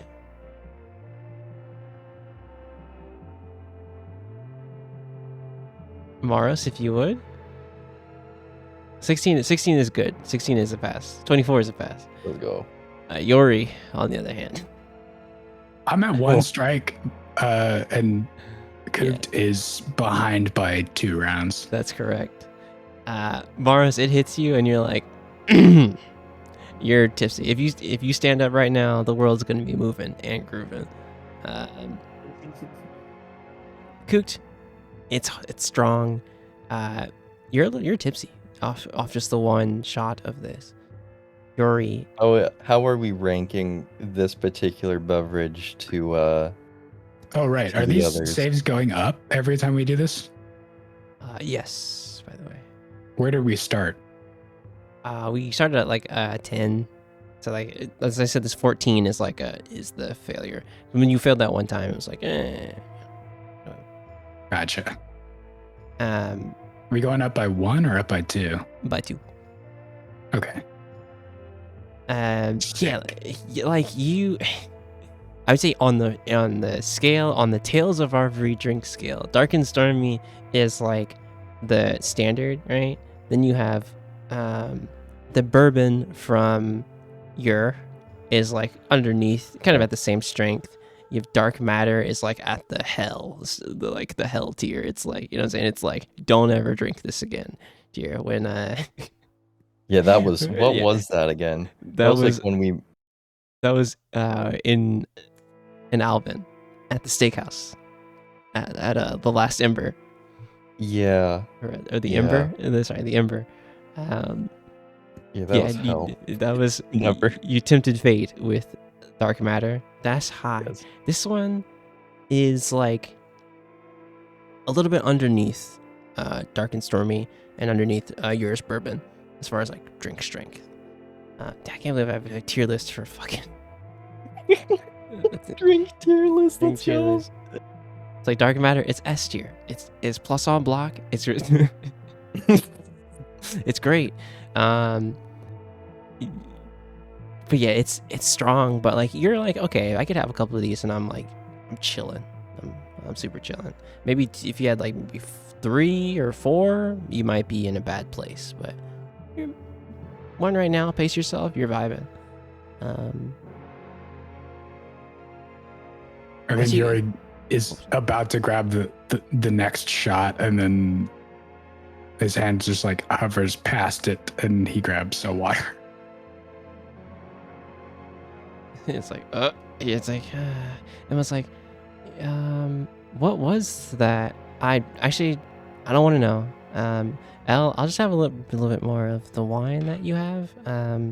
Maybe that'll be okay. I'm not gonna try and keep pace with these guys. Is this what like? No one is encouraging you to drink. Oh, okay. Elle, do they do this all the time? I really haven't been out to the bars with you guys before, but do they do this all the time, Elle, or? Don't worry. Yes, we do. Coming from the source, no sweat. Okay. As I continue to down a shot. Squishy is just like, I'm out. yeah, I'm out. That's strike 3. That is strike 3. You are not having cooked. That's a fail from me. Oh no. You had. Now you're.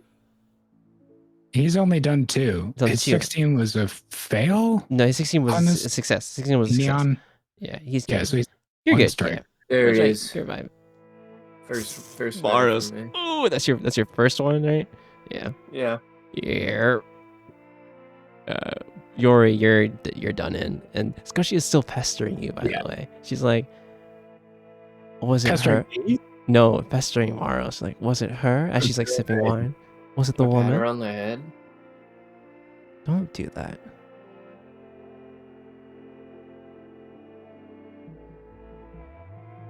Was it her?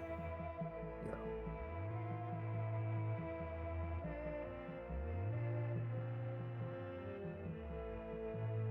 I guess I can just go to the bar and find out myself. No. Hmm? No. Hmm.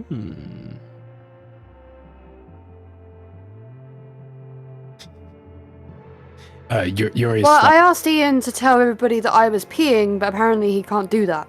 So No. I was peeing, by the way. Yeah, okay. All right. Good job. Thank you. I'm proud of you. don't think we called on you, but No. He was speaking to me, and I was peeing. I was speaking to you. That's true. I was. Or Emma was trying Emma to. was trying to speak to you. Ignoring Emma is fine, though. Fucked up. Fucked up, but true. Yori slides the flight of shots over towards the boys and swaps it with the pitcher of water. That's right. He's out. I'm all He's in. out. And while he's swaying, I think he just like looks across the table at Al.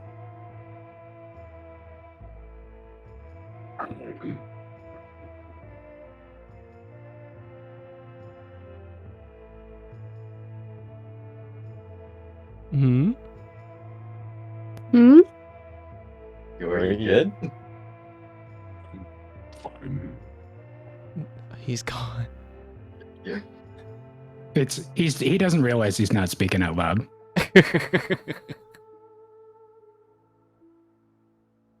You can ask Gory anything now. He's vulnerable. Get him.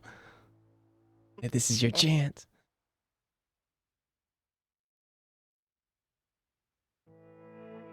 That's because she's like, well, Mars, we're going to have to. I guess, are we going to get a room here? Stay here, or are we going to go to your family?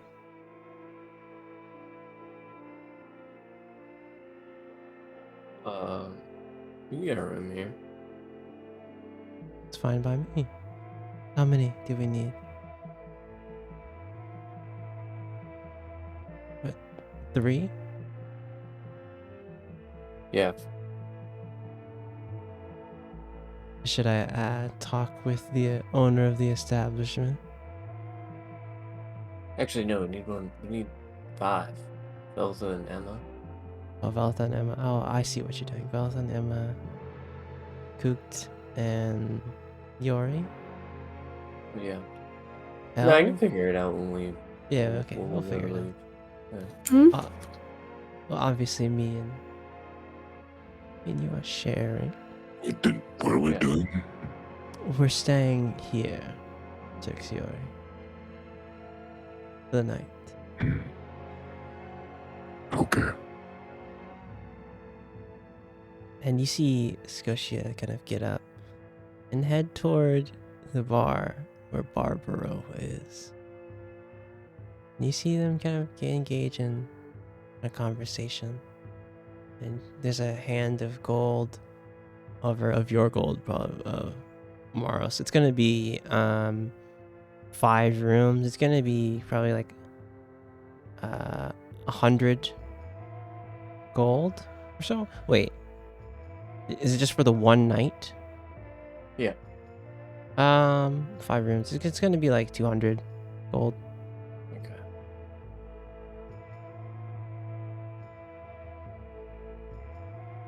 I would say that Scotia definitely got like the level of like a master kind of room for the two of you. So that's kind of why it's a little expensive.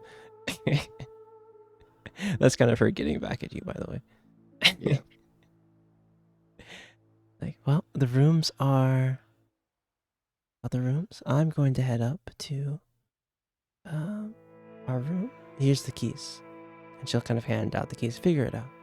And she'll kind of grab the one that's like the kind of deluxe room. It's like, and kind of hand you, I guess a spare of that one to you, Maros, when you're ready.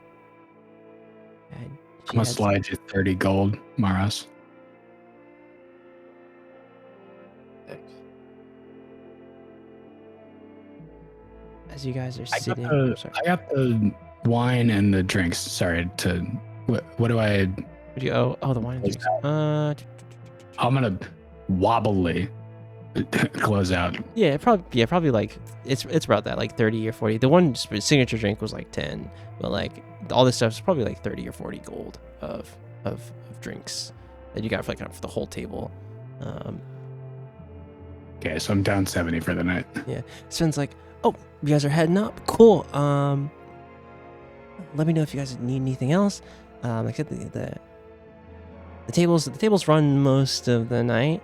If you ever need anything, if you need like a nightcap, we got you covered. Yeah, enjoy your time here at the Badger's Corpse. And as you guys kind of break off to your separate rooms, Emma will kind of, you see Emma and Veltha kind of talking to each other as like they're heading upstairs. And as you guys are kind of breaking from each other, I think that's where we're gonna call it tonight. You guys have made it into Poacher's Crossing, where new things, new journeys await you. Yeah, thank you guys for coming along with us, and we will see you for another episode of Tales of Arvyre for the final season. This is it, guys. Let's We're approaching the end. Let's go. All right, bye-bye.